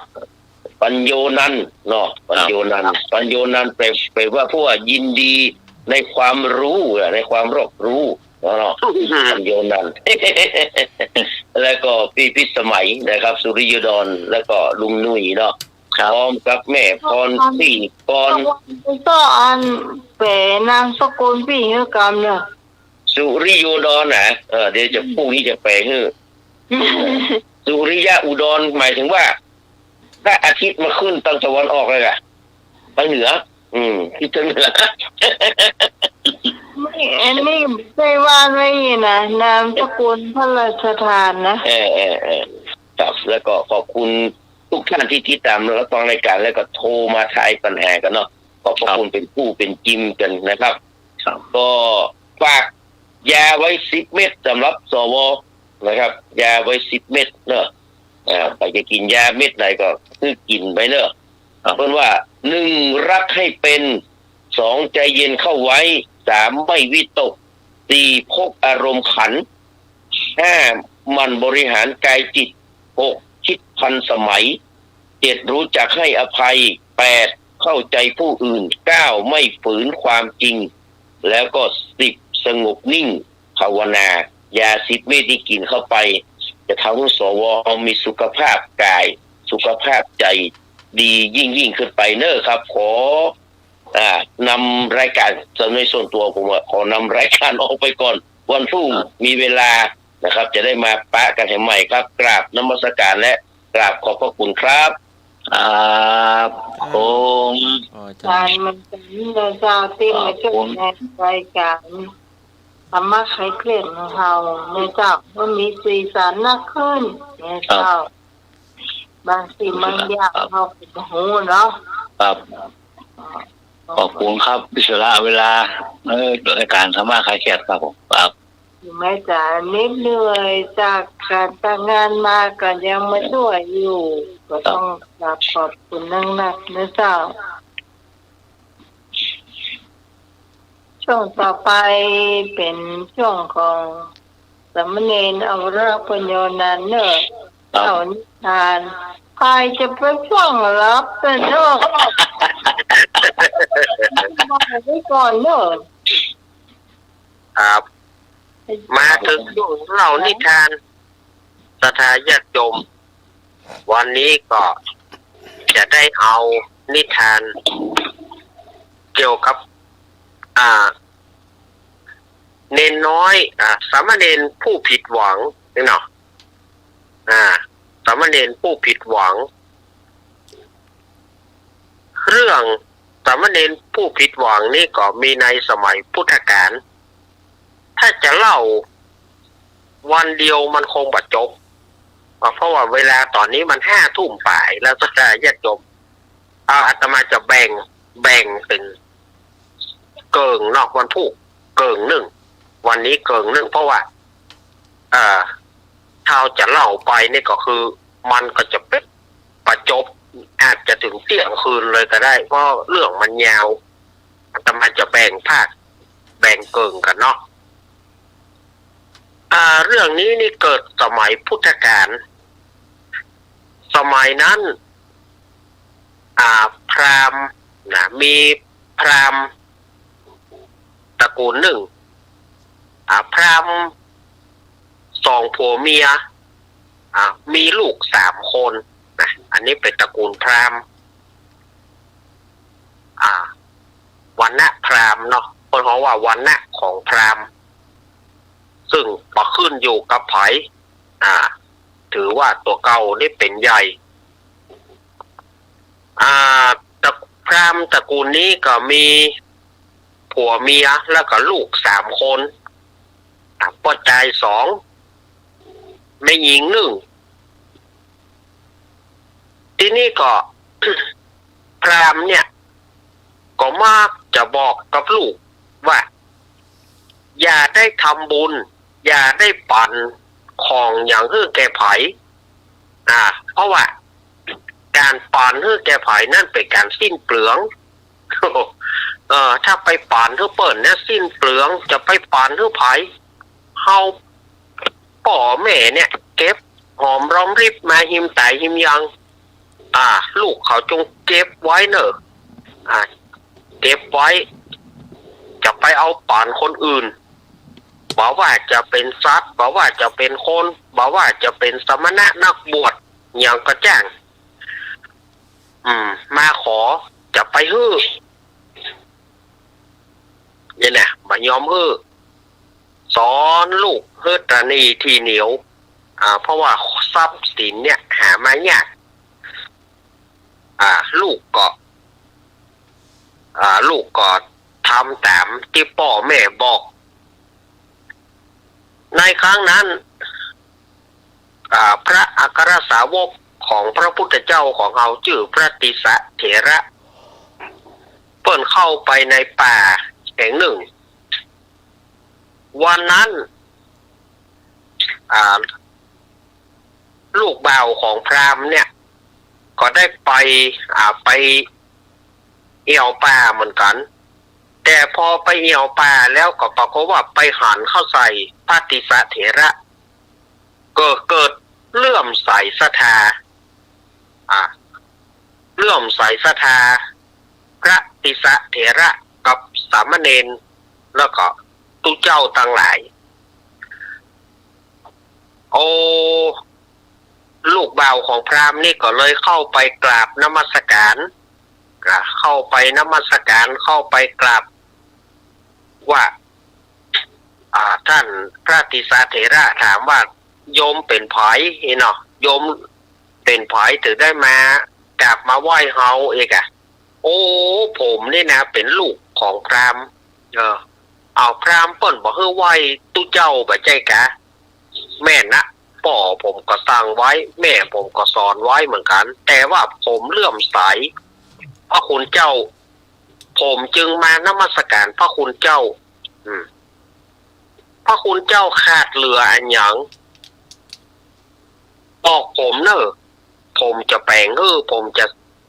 เอามาถวายเนาะที่นี่ก็ลูกบ่าวของพราหมณ์นี่ก็เลยไปที่บ้านก็ไปบอกคือคนต่างหลายมาจัดแจงแปลงวัดพระติสะเถระอยู่มาแปลงวัดแปลงวาแล้วก็วันหนึ่งก็บอกว่าวันพุธเมื่อเจ้าขอนิมนต์พระคุณเจ้าทุกรูปไปฉันที่บ้านผมไปฉันที่บ้านผมที่นี่ก็พระติสะเถระแล้วก็ภิกษุสามเณรเหล่านั้นก็รับนิมนต์พอไปถึงบ้านลูกบ่าวของพราหมณ์นี่ก็ได้ไปบอกกับแม่ครัวทำอาหารต่างๆทำสังฆทานต่างๆที่นี่พ่อกับแม่ก็ถามว่าลูกซื้ออันหยังมาเป็นล่ำเป็นเหลือมาเต็มบ้านเต็มจองเนี่ยแล้วลูกจะทำอันหยังพ่องก็ห่อขนมพ่องก็ห่อข้าวต้มพ่องก็ห่อนึ่งนี่เนาะ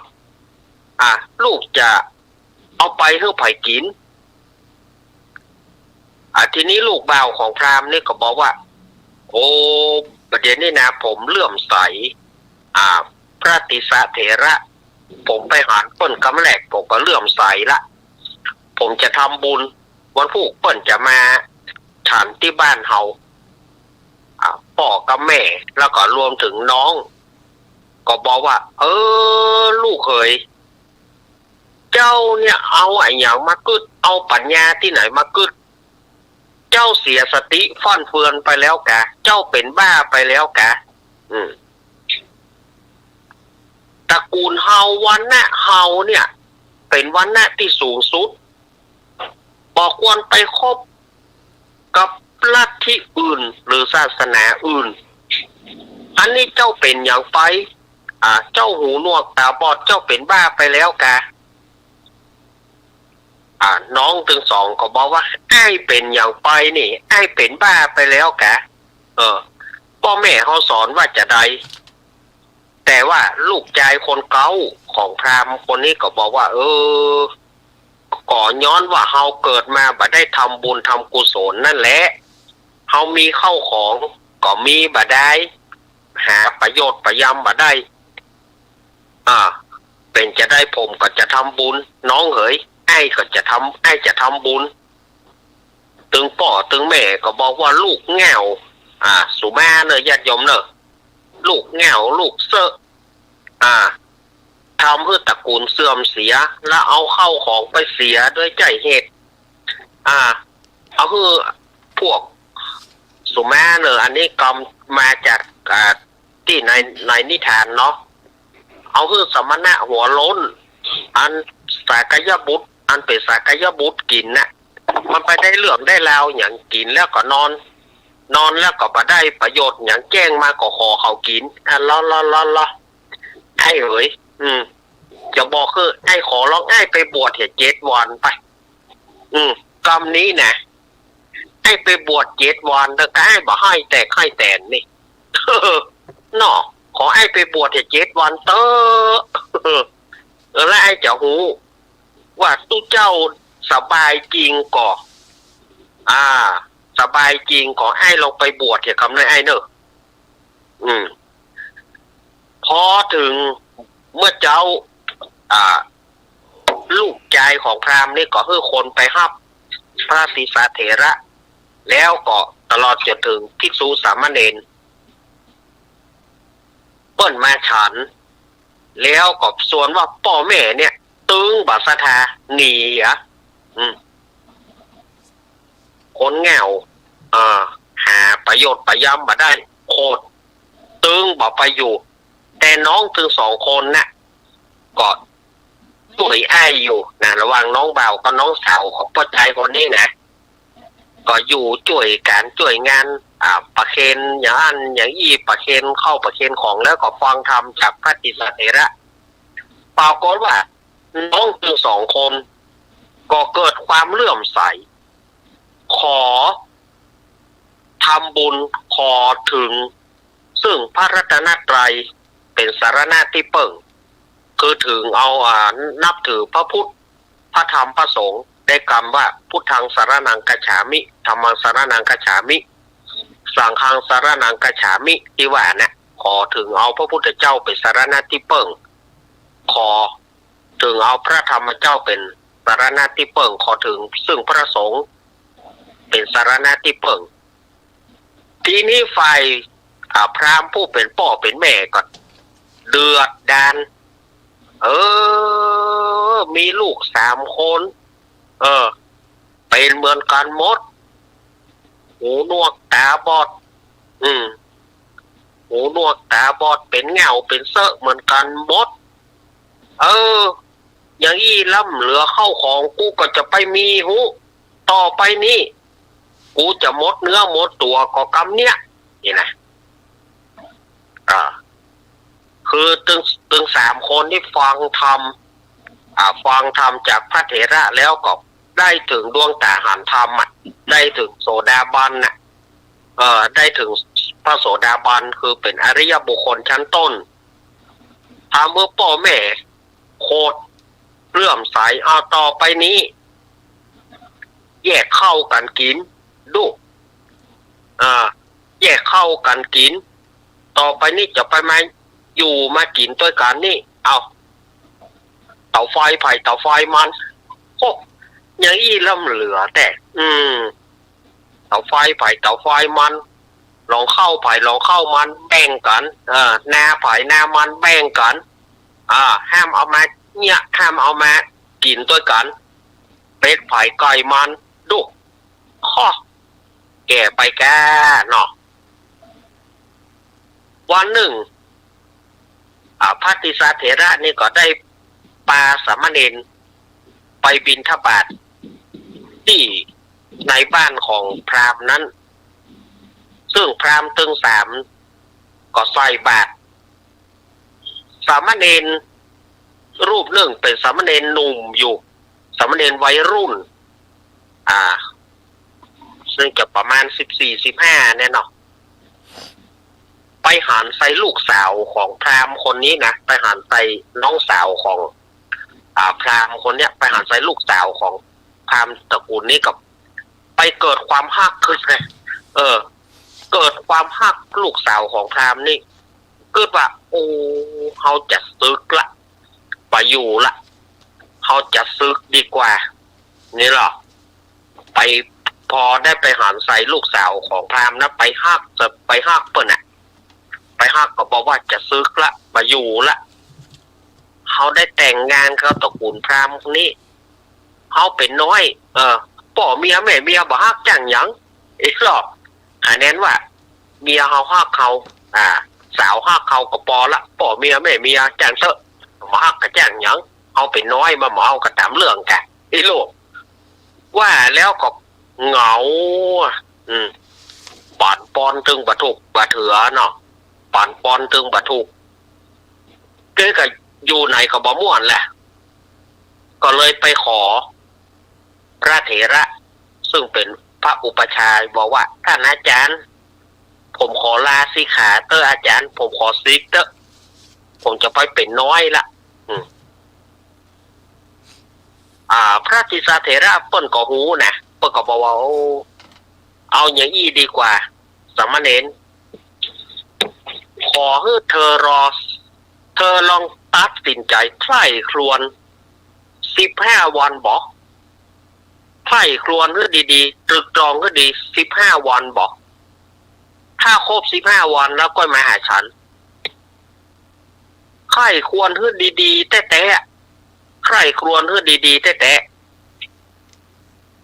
สามเณรเนี่ยก็ใจพวกน่ะหัวใจลงตะตุ่มพวกน่ะสถานญาติโยมก็จะได้ซึกจำพำละหรอซ้ำมาได้ซึกเตื้ออุปชายซะพระอุปชาซะบอกว่าคือไปไข้ควร15 วันใจนี่ตึมไข้อยู่ละถ้าเป็นงัวไปควายก็สายดังสายอ้อมสายดังเข่งติ้งๆเนาะเป็นงัวไปควายกับสายอ้อมสายดังเข่งติ้งมันตึงแต่ก็เก่งใจพระเถระก็เลยบอกว่าครับอาจารย์ผม15 วันก็ได้ครับแต่ถึง15 วันนี่ผมต้องได้ศึกนะครับเนี่ยไปครวญ15 วันนะก็ไปบิณฑบาตที่บ้านของพราหมณ์คนเนี้ยลูกสาวหรือว่าน้องสาวของพราหมณ์คนนี้ก็ใส่บาตรมันดึงส่งสายตาประสานกันหนอโมหัวใจของเนนจะแตกแล้ว หัวใจของเนนจะแตกแล้วขอให้ได้แฮม15 วันมันอย่ามาเมินใบเมินบอดลำเหลือ15 วันนี่นะเมินแต่เนอ15 วันนี่พอถึง15 วันกำขันไปมันแล้วหรอ เนนนี่นะสามเณรวัยรุ่นเนี่ยกำขันไปท่านอาจารย์ครับนี่เหรอนี่อย่างผมไข้ควรดีแล้วครับผมจะซึกแน่นอนละผมขอลาวันเนี้ยผมขอลาวันเนี้ยผมขอซึกเถอะผมอยู่ตึงมาได้ละผ้าเหลืองฮ้อนเลยผ้าเหลืองฮ้อนผมอยู่มาได้ขอซึกวันเนี้ยสามเณรเหยเอาอย่างอี้บอแถม7 วันปะแถม7 วันถ้าแถม7 วันนี่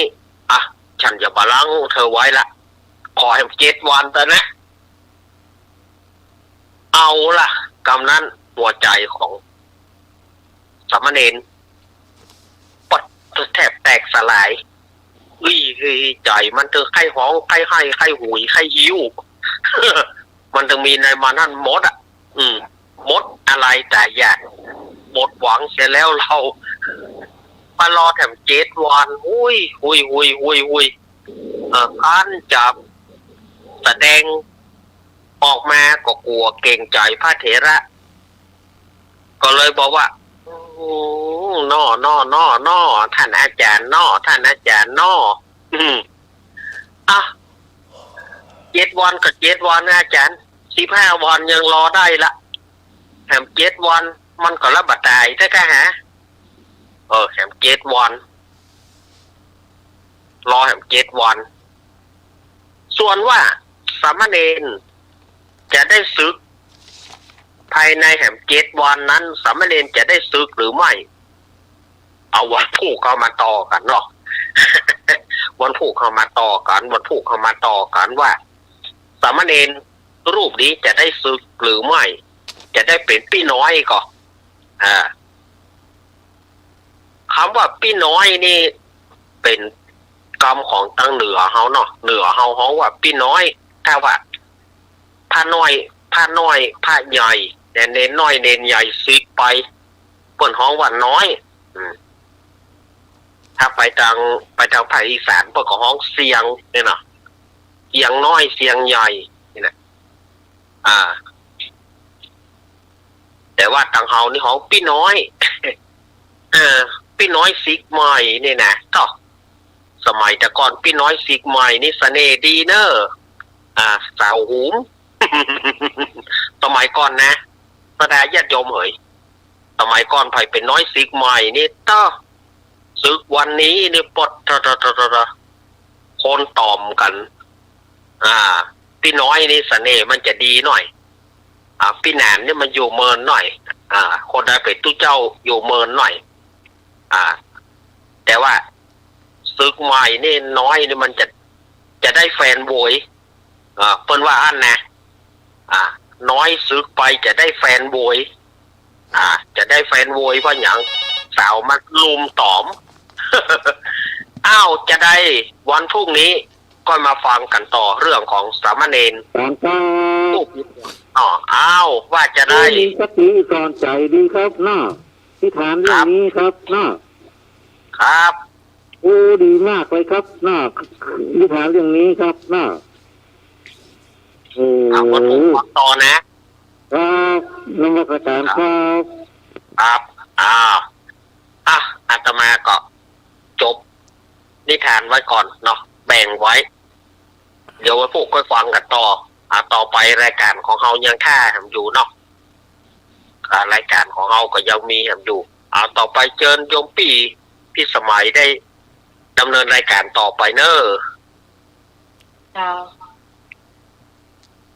ไปจะเป็นการทำอาหารที่คอนเนาะ ครับ ครับเอาละครับประ เดี๋ ชา ยว สัมพันธ์ ฟังนิทานเสร็จรับแล้วนะพี่ขอ ประชาสัมพันธ์ปล่อยหลวงนึงวันที่16กุมภาพันธ์ก็วัดป่าคอยใต้ตำบลสันผีเสื้ออำเภอเมืองเนาะก็ปล่อยหลวงฉลองพระอุโบสถเนาะแล้วก็วัดที่2วัดท่าไข่ตำบลแม่สาอำเภอแม่ริมฉลองศาลาอเนกประสงค์แล้วก็วัดที่3วัดสันศรีตำบลสันพระเนตรอำเภอสันทรายฉลองพระธาตุศรีบุรีพระอุโบสถหอไตรพระไตรปิฎกแล้วก็วัดที่4วัดเด่นสรีศรีเมืองแกนวัดบ้านเด่นตำบลอินทขินอำเภอแม่แตงฉลองพระวิหารพระพุทธปฏิพระพุทธปาลิไลยสัพพิติสิริธรรมสอน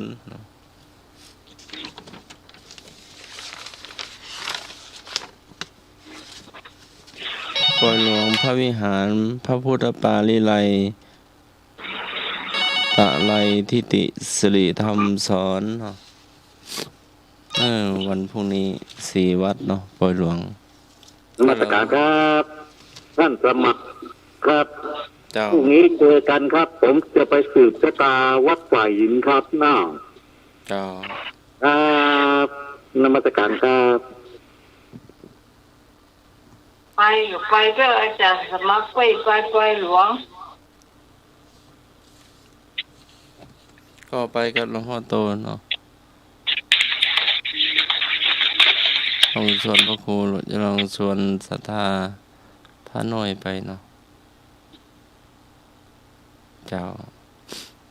วัดป่าคอยใต้วัดท่าไข่แม่ริมวัดสันศรี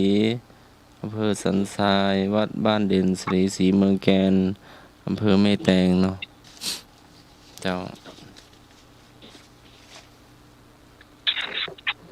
ต้องไปวัดไก่ก่อน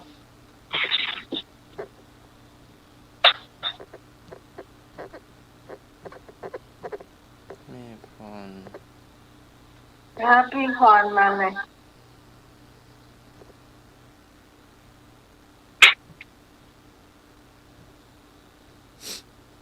เราสักครู่นึงประชาสัมพันธ์ก็เสร็จไปเนาะฮัลโหล เจ้ากลับมาสาเจ้า เจ้า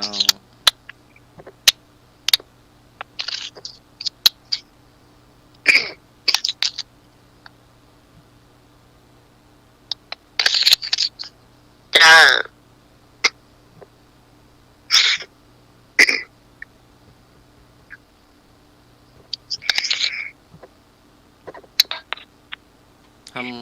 อะไรอย่างวันนี้ วันนี้โชคดีเจ้า วันนี้จะได้แกงแมงมันเจ้าไข่แมงมันเจ้า วันนี้วิธีทำนะเจ้า ได้แมงมันมาสัก2 ถ้วยนะเจ้าประมาณ พี่พัน เจ้า เดี๋ยวยังไม่ได้ออกอากาศจ้ะ ยังกะไปรู้เลย เอาเลย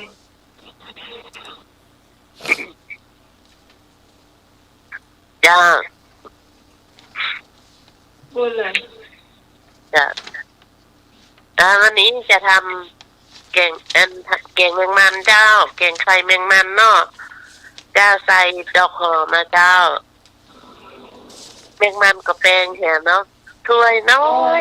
กาไก่นี่100มันก็แปลเอาดอกหอมมาใส่เห็น ดอกหอม เอ้ยลำอะไก่พอน ลำว่ะ มาล จำเงินได้2 ถ้วยนะได้2 ถ้วย200อย่า ำเอามาทำเองมันจอมกะ สมมากแมงมันจอมเจ้า เวลา เจ้ามันกล่อมที่ได้ซื้อน้องไหมน้องพี่ซื้อพอดีออกไปสวนเนาะเอาน้ำพริกอ่องเอาพัดดอกหอมใส่หมูใส่พริกงอนใส่ชื่อแล้วน้องมันมีแมงมันท่านเนาะเลยเอาแมงมันนะที่พี่อยู่กับดอกหอมมันต่างหากเจ้าพี่ก็เอาไข่ไก่เปาะให้มันกะแมงมันมีสักอันหนึ่งมันปอเนาะพอตักใส่ปากตักใส่ปากคำเดียวก็เที่ยงอะค่ะวิธีทำเนาะค่ะตำน้ำพริกประมาณเอาพริกแห้งกับ7 เม็ดเนอะเจ้าเม็ดน้อยเนาะเจ้ามันได้เม็ดใหญ่นะพริกเดือยไก่ก็ได้จ้ะ7 เม็ดใส่หอมแดงเนาะเอาหอมแดงปอกเปลือกแล้วก็ล้างให้สะอาดสัก2-3 หัวเนาะแล้วใส่โคกกันไว้แล้วก็กระเทียมสัก5 10 ทีเพื่อนเนาะล้างให้สะอาดแล้วใส่โคกตำรวมกันนะให้ละเอียดตำให้ละเอียดเลยนะเจ้าเมื่อละเอียดเสร็จแล้วเราก็ใส่กะปิ1 ช้อนลงไปจ้ะตำให้ละเอียดแล้วเราก็พักไว้ทันก่อนเนาะแล้วเอาแมงมันมาล้างก่อนเทใส่กระตะแกรงทีขนาดเดียวร่อนแป้งเนาะถ้าล้างสัก2-3 น้ำเนี่ยก็พอละจ้ะล้างเสร็จแล้วเขาก็ว่าพักไว้ก่อนเนาะแล้วเอาดอกหอมมาล้างให้สะอาดหัวมันเป็นยาหน้าเกาะล้างสะอาดแล้วแช่น้ำก่อนพอดีของพี่มัน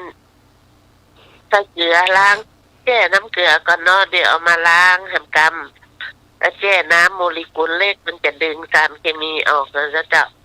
ถ้ามันตกค้างอยู่หน้าเกาะดึงออกล้างถึง2 น้ำแล้วมาหั่นประมาณ1 ข้อมือน้อยๆก็ได้จ้ะหั่นจนเสี่ยงดอกหอมจ้ะแล้วเราก็พักไว้ก่อนเนาะ แล้วก็ตั้งเริ่มแกงเลยเนาะตั้งน้ำเอาหม้อ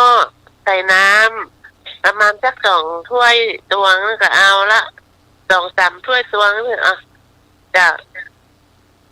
ใส่ตั้งน้ำลงบนตะแกรงนั่นเนาะแล้วก็เอาพริกตักใส่หม้อ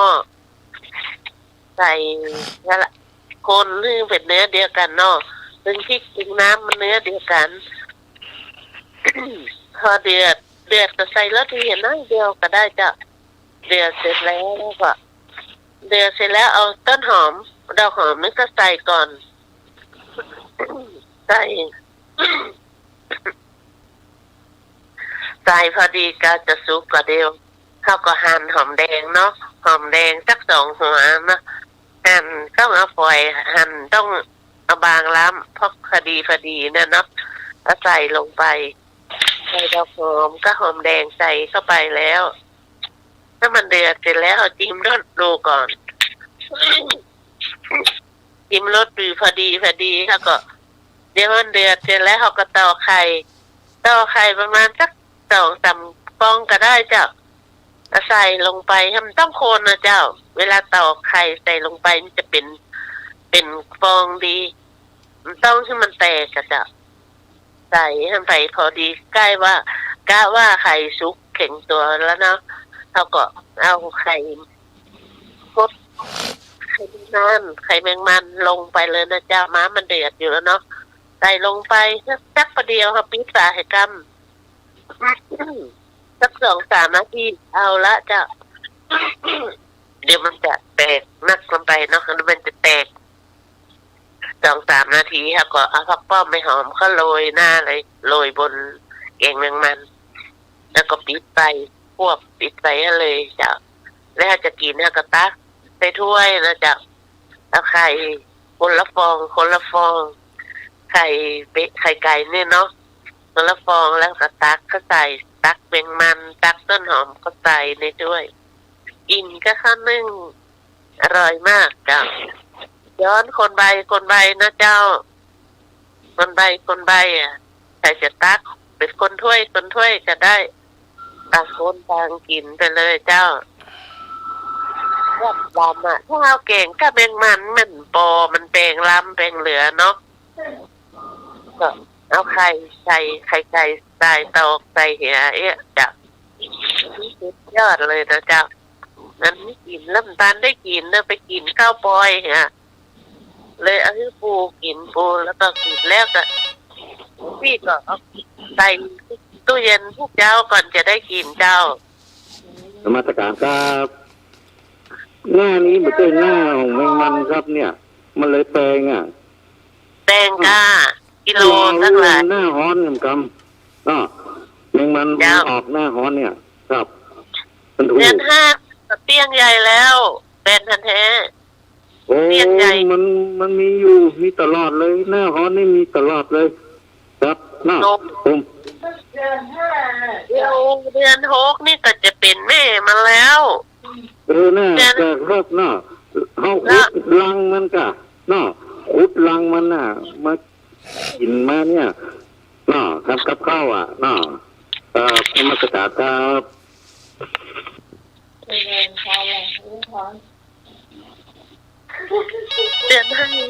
ดือน5ที่กำลังลำกะแมงมันถ้าเดือน6มันจะแก่ไปละจะเป็นตัวละนี่นะมันจะมีถูกครับว่าหน้าใดมันคือว่ามีถูกแมงมันเนี่ยว่าแม่มันว่าใครมันนะครับ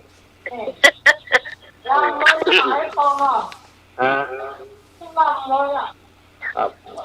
มันดึงมีถูกแมงมันมันดึงเพลง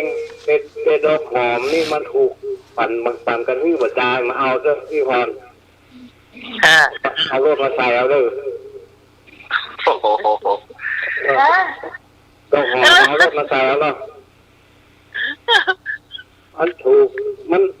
ที่ว่าก่อนเขาจะไปเด็กนี่เขาบัดใจพ่นยาหรอกมันต้องล้างนักหนาอย่างนั้นมันเอาก่อนเขาจะเด็กไปขายเพิ่นเขายุดพ่นยาอีกอ่อนด้วยนะใส่เกณฑ์ได้เข้าเนี่ยนะม็อกไอ้ข้าได้ก็มาเอาเตอล้างสะอาดเด้อพ่อจะกินล้างดอกโพคือสะอาดแล้วพอกว่าจะได้กินนี่ยาแต่ว่าโกสินยาเจ้าบางเจ้าเพิ่นโคนยาจนเขียวจนเงินแต่ของผมนี่มีคนมาเอาได้เลยเอาไปเก็บล่างเงี้ยสักมากก็เอามาตึงมีคุ้มว่าดอกหอมนี่มาตึงหวานจ่อยกับหัวหอมก็ถูกนี่ราคาอย่างคุณมาโลกนี่พูดเบอร์เอาวางลงในห้องนั่นขาดทุนอะไรนี่วางมันต้องเทไปได้จ้ะมันเอาหรอกมาเอาเลยเอาลงมาใส่เอาเนาะมันตั้งใจโอ้โหมันไก่ว่ะเอามาฝากตั้งเป็นริมการเพเดอร์ว่าเขาป่ากับโรดมาเอาไปแล้วมาเต๋อ แค่นะอันนี้เจ้าบุรินนะมาดูพักกี่โค้งก็มีนะพักกี่โค้งอันนี้มันไม่ใช่ชนิดขมนะชนิดหวาน ค่ะ ครับ อืม โอ้พี่นวลนี่ได้เท่าไหรตัวรักหายแล้ว มาได้หายฟังอยู่ อันเดียก็เอาโทรศัพท์ไว้ตามไว้นี่ แล้วก็ฟังอยู่ เดือนห้าหน้าแรงเนี่ยเราเนี่ยกินมดแดงอีกอ่ะ มดแดงเนี่ยถ้าว่าแมงมันแปลงแล้วไปก็เอามดไข่มดเปี้ยอันอย่างไข่มดต้มเนี่ย ครับ บลามพี่พรมันลามมันอย่า เดือนหน้าแรงเก่งไงเหรอเก่งคนอ่ะ ลมแรงพัดโชกมะม่วง นั่นแหละพ่อทองช่วยเข้าช่วยเข้าอยู่ว่าเก่งหัวพ่อทองเต้นโยงเต้นอย่างเนาะ เนี่ยแล้วก็ ครับ เพลงขวัญใจนะพงษ์อ่ะ ครับ เพลงร้องมันว่าเดินหาหน้าแรงลมแรงพัดเจอบะมงนี่อ่ะ พัดโจมะม่วง โคเสียงแม่เขาหมาโม่งสู้รวมได้มะโมงหรือปะท่อ หน่วยมันใหญ่ อ๋อ มาละ ครับบางทีนะเพลงมันหากินเนี่ยถ้าแพงวันใดนี่อันตั้งงัวครับพูดเบอร์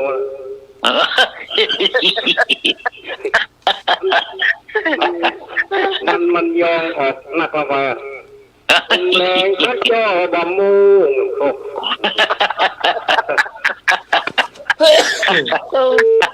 ไอ้พงษ์สงสัยกันมันถ้าจะหลงเนาะ แกนมันลงหน่อยพงษ์เนาะ แกงลงเดือนห้าหน้าแรงลมพัดซ่อมะโมง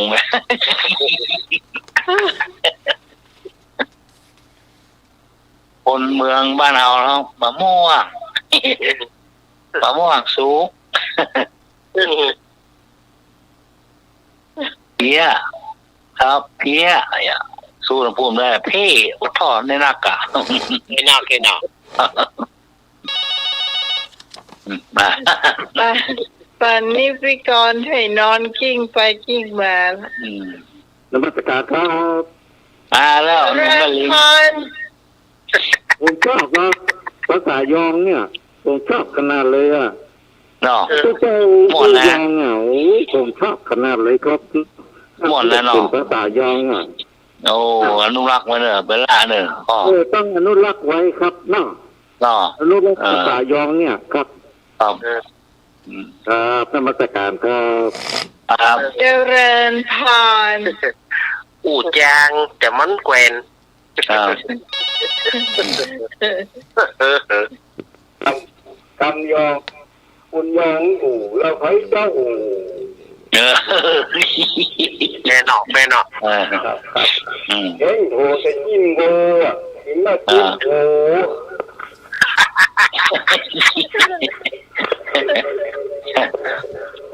คนที่ฟังหมูเรื่องนะ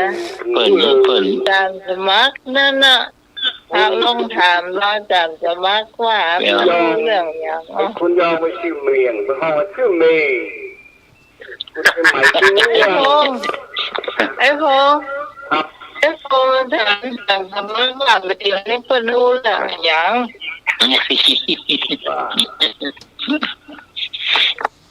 ต้องถามเรา ว่าได้ก็ ถามอาจารย์สมัครเข้าใจก่อนว่าเปิ้นอู้เรื่องอะไรอย่างมาเดียวเนี่ย ครับท่านสมัครเข้าใจหรือเปล่าครับ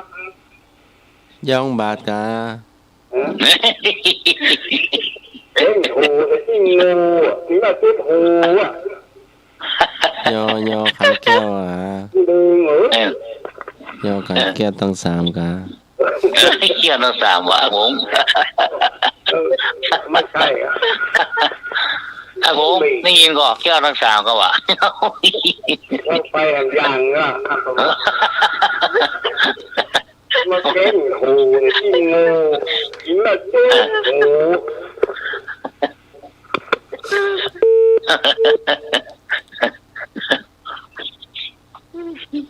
โอ้พี่ฮอนเก่งอย่างนี้ โอ้โหเจ้ามันรู้ ฮะ เรียกเล็ก โอ้ ต้องเรียกเรา นี่ อ๋อ คนละกว่า อ๋อเดือน5น่าแรงนะกะ จ้า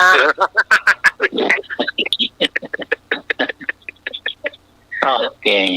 เหมือนฮู้คิงหรอกอ่ะ โอ้ เก่งมันเที่ยงไปแล้วลุงเลย อ๋อมาเมงมันอ๋อ มัน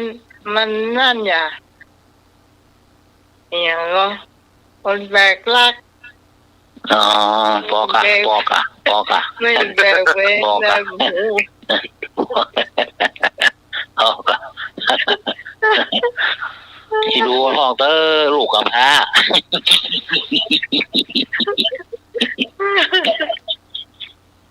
อันนี้เลยลุง โดนหมูเฮาลุมตั้งวันไอ้หนุ่ย เลยเป็นแจกย้อนกันเนี่ยย้อนทำงานเนี่ยเก่งเลย อ๋ มั้ อ จ้าจ้า คนได้นักเลยคนนั้นได้กำไรเนี่ยเจ้า โอ้นี่ก็มาลายนะครับพ่อเมียกับลูกชายอ๋อ ไม่หน่อย ครับ ไม่หน่อยแหมตะวันนั้นแบกรักมาก่อนแล้ววันนี้โดนอุ้มแล้วได้ มา อุ้ม ลายครับต่อให้มาสนับสนุนละยกเลิก ใช่อยากรู้ว่าหนูอยากโดนอุ้มแล้วหนูได้อุ้มก่อน ต่อที่ปูมยังต่อร่องน้ำเลยก็อุ้มหามที่ยังแผลกะ แต่ก็หนักเลยแล้วยังจะอุ้มอีกอุ้มไว้ เลยมาอุ้มนั่งอะไรแนวเตียวพอปีนนะ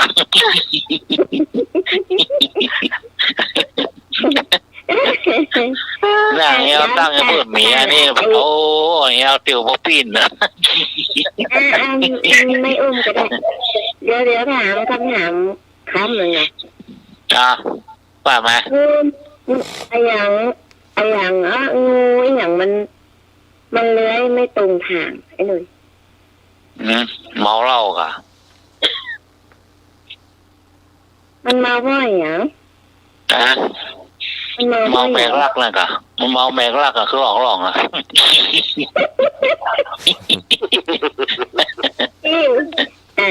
อยากรู้แค่นี้แหละ ครับ อันที่มันเดินไม่ตรงทางนั้นเพราะว่า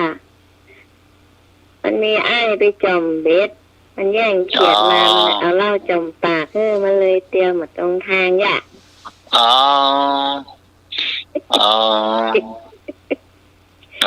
แค่แบกรักหนักแล้วเตรียมมาตรงทางอีกใช่จ้ะ เก็บมันแรกเนาะ ครับ เก็บมันแรก เขียด ว่า เป็นแรกจ้ะตัวลุงทองบอก เก็บมันแรกเล่าไปเศร้าเขียดมาแรกเล่าเนาะ เรื่องนี้ต้องขออาจารย์นึกมาอธิบายหน่อย อาจารย์สมนึกมาอธิบายหน่อย มันก็เลยเลื้อยไม่ตรงทางก็เลยคดไปคดมาจ้ะ เมาเหล้าเนาะไปก่อนเนาะ ก็อ๋อ เจ้าตัวลุงทองเนี่ยเลยเอามาเป็นปัญหาให้หน่วยกายไม่ใช่แบกรักคดไปคดมาเจอจ้ะ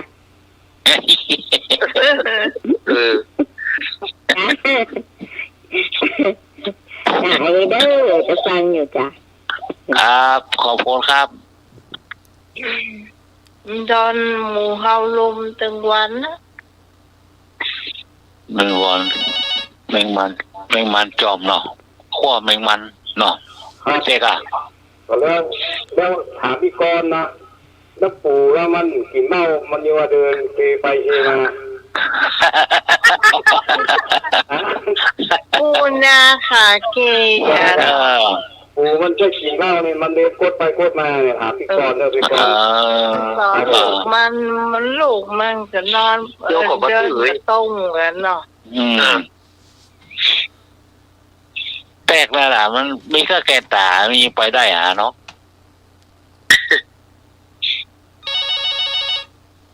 ครับ จ้าเพิ่งอันนั้นมันมีตำนานนะอย่ามันเป็นนิทานจ้า อ๋อ มันเป็นตำนานแล้วก็เป็นนิทานมันก็เลย เป็นเพลงปูนาขาเก อ๋อ ได้กินเหล้าแต่มันเตียวไปเตียวมา มันเตียวมาซื้อเพราะว่า อ๋อ มันเป็นปูนาเขาก็เลยตั้งชื่อให้มันว่า ปูนาขาเก มันสอนลูกมันยังได้มันก็สอนไม่ได้ เพราะว่ามันเตียวมาซื้อลูกมันก็เลยเตียวมาซื้อมันก็เลยเป็นตำนานแล้วก็เลยเป็นนิทานนะจ๊ะไอ้เพิ่ง ตีมันจะเป็นเน็ตเนาะ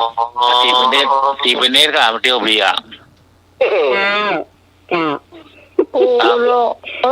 ใครรู้อ่ะเพิ่งขอบคุณเน้อเพิ่งเน้อ ครับ เดี๋ยวจะร้องเพลงลมแรงพระโชว์มะม่วงให้ฟังเด้อแบ่งน้องพรนะเด้อเจ้า ลุงหนุ่ย ครับ น้ำอมฤตนี่เวลากินทางปากนั่นมันยังมาตังขาทับมือขาไป อันนี้ต้องถามไม่นึกกะ ครับ ถามไม่นึกกะ ครับมันเลยบัดตรงเพราะมันออกกำลังกายตัวมันนี่ออกกำลังกายครับเนาะ โอ้มาละเนี่ยพูดว่าเนี่ย กำ พู ลั ด ง โอ้ กาย แท้ มันเลยบัดตรง จำไว้เด้อ ปูอ่ะ ออกไปโยกไว้หรอ ปูนั่นมันขามันนักอ่ะขามันนักมันก็ไต่ไปเรื่อยๆกันเนาะบัดตรงอ่ะขามันมีหลายอันอ่ะมันเดินบัดตรงเนี่ยนะครับหน้าปูอ่ะครับมาตรการก็ มีหลาย เตี้ยวยังปูลงตรงนี่เนาะ มีหลายแข่งแล้วเจอกันอ่ะ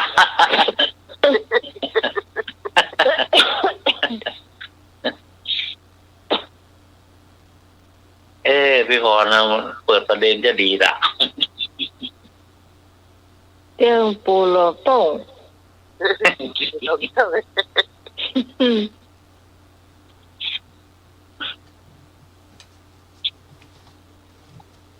เดี๋ยวก็คนซื้อละไอ้หนูมีเจ็บแต่ มีครับเชื่อหนอสมัครก็สมัครมีครับเอา อะไรอย่าง โอ้ตันวันนี้เดี๋ยวก่อน ครับปูมันใช้อะไรเป็นอาวุธของมันครับ ฮะ ปูมันใช้อะไรเป็นอาวุธประจำตัวของปูอ่ะคืออะไร กล้าม อีมันอีมปู ทีมถูกต้องครับเป็นอาวุธของปูเอามือเขายื้อว่ามันกี่หงมันงูกันเนาะอาวุธของปู ก็มาให้มันกีบเฮาก็เอากินไปต้มเหี่ยแล้วเรื่องกันเนาะ สายสมัครเชื่อ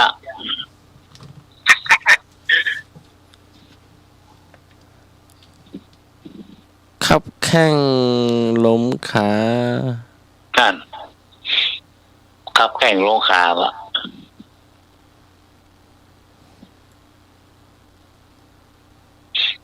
เตียว เป็นของทำมาหากิน ขับแข่งลงขาสอบปลาเนาะซูมปลาเนาะ จำหรือยอ จำเนาะ เอา อ๋อจ มันเป็นจะไร ยอนะกะยอที่ว่าตกป่าตัวยอตัวจำนั่นนะ ำก็ไม่น้อยโดนขาจำเลยปาดก็ท่อ เพิ่นเอาขาจำไปสุกกองแกงมันแหน่เนาะ ครับ ลองกองแกงมันน่ะ ก็ขาจำฟาดปืนล่างนะก็ตีก็เสาแล้วปั๊บปั๊บวะน้อง โอ้ ไม่จำเลยอ่ะ ครับ เวลาละออนสอบตกอะแม่อุ้ยมันเอาจำไปตีป๊บป๊บจำ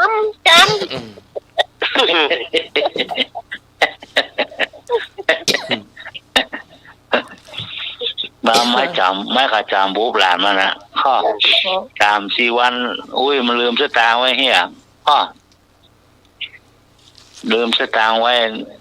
หลานมันเปียไว้เฮียเส้นเปียวข้ออุ้ยมันสายก็อุ้ยมันลืมไปหรอกอย่าลืมหลายวันนะก็หลานมาว่าอุ้ยนี่ตังอุ้ยมาก่อนอุ้ยประจำวะขาจำฟาดอุ้ย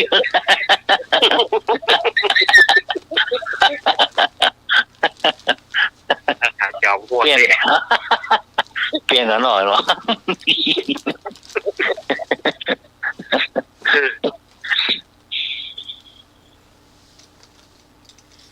จำสตางค์ ได้ เก่า ที่ไอ้หนุ่ยที่ว่าจะเล่าตัวว่า อันนี้เจ้าคนเท่าเนาะคนเท่าน้องบาละงับเอิมละพ่อเศรษฐีมานะครับ นี่เป็นนั้นเจ้าเนาะเจ้าอะไรไข้หัวอะไรเนาะงับเอิมยุงยาวแล้วเนาะลูกหลานก็โป่งโอ้โป่งใจแล้วเศรษฐีนะคนเท่ามันขี้จิลูกหลานมันใหญ่ดีเลยแม่หมูเรื่องของเราแล้วจำกับมุ้ยไปกันแล้วก็ลูกว่าไปหาไปเอาตัวเจ้ามาอันเปิ้นเต้นเปิ้นฟังหรอกอย่าเอาตัวเจ้าเจอตัวเจ้านิมนต์ตัวเจ้ามากำบาดมาหรอกเนี่ยพอถึงอ้าวว่าไงยายมีสมบัติเท่าไหร่ไม่ให้อาตมาหมดเลยถ้าโอนเท่านี่สะดุ้งลูกนั่ง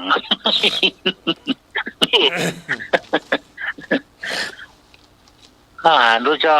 ไม่ได้ก็เป็นอะไรนี้ใส่รู้เจ้า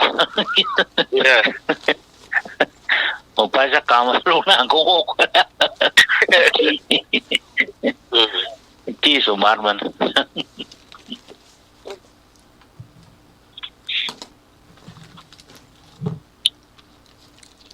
จบ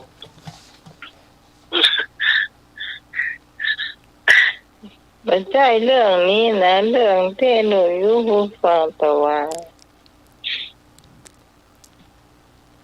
ลืมร่าง โอ้ พี่เตี๋ยวเอามากัน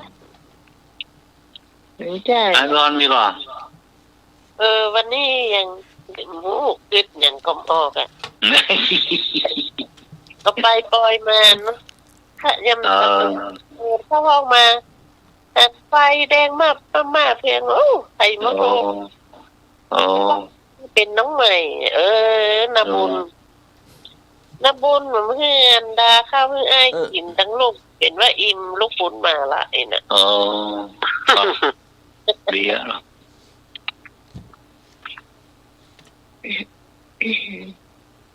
ะหมดแล้วกัน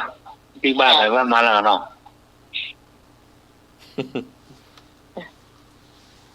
เดินลาก่อน ครับนิมนต์ครับ ครับ นี่ก็รายการธรรมะไขเขียนเราก็มาถึงช่วงสุดท้ายของรายการเนาะการอู้การจ้าพิษผวนด้วยประการฉันใดอาตมาภาพในนามของรายการธรรมะไขเขียนก็ขออภัยเนอะมาเตือนใจกรรมที่มัน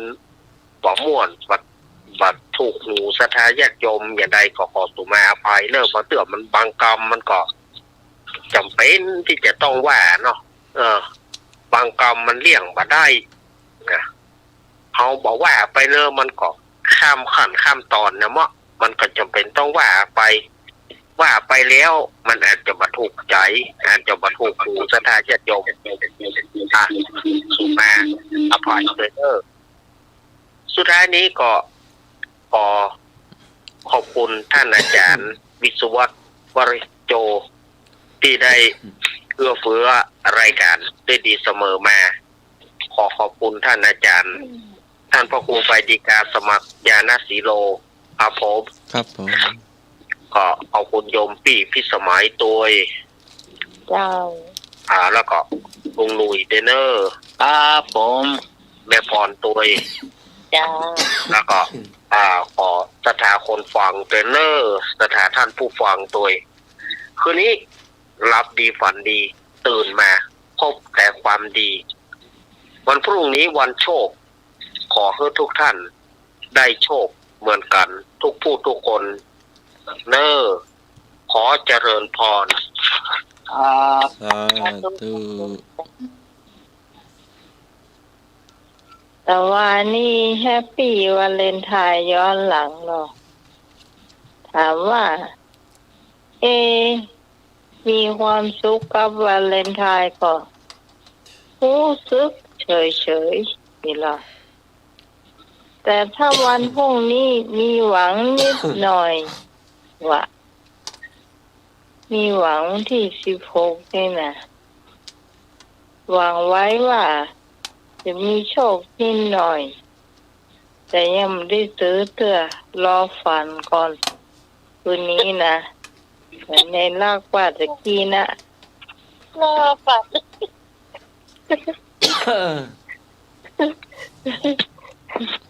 เจ้าสำหรับวันนี้ขอบคุณ พรุ่งนี้ไม่มีอะไรแน่นอนเนี่ย เพราะว่าธุรกิจโจเจ้า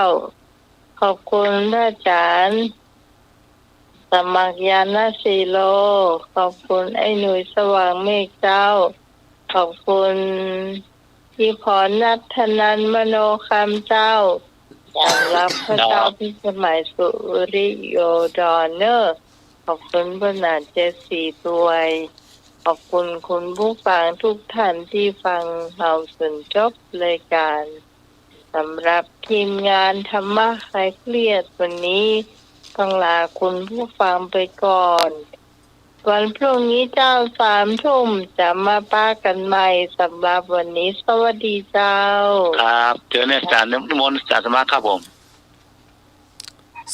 สุขิตาโหตุนิพพยาจงมีความโศกปราศจากทุกภัยค่ำคืนนี้ก็ไว้พักสวดมนต์แผ่เมตตาอย่าน้ำหลับเป็นสุขตื่นเป็นสุขขอเจริญพร สาธุสาธุครับ สวัสดีครับขับดีฝันดีทุกท่านครับ สวัส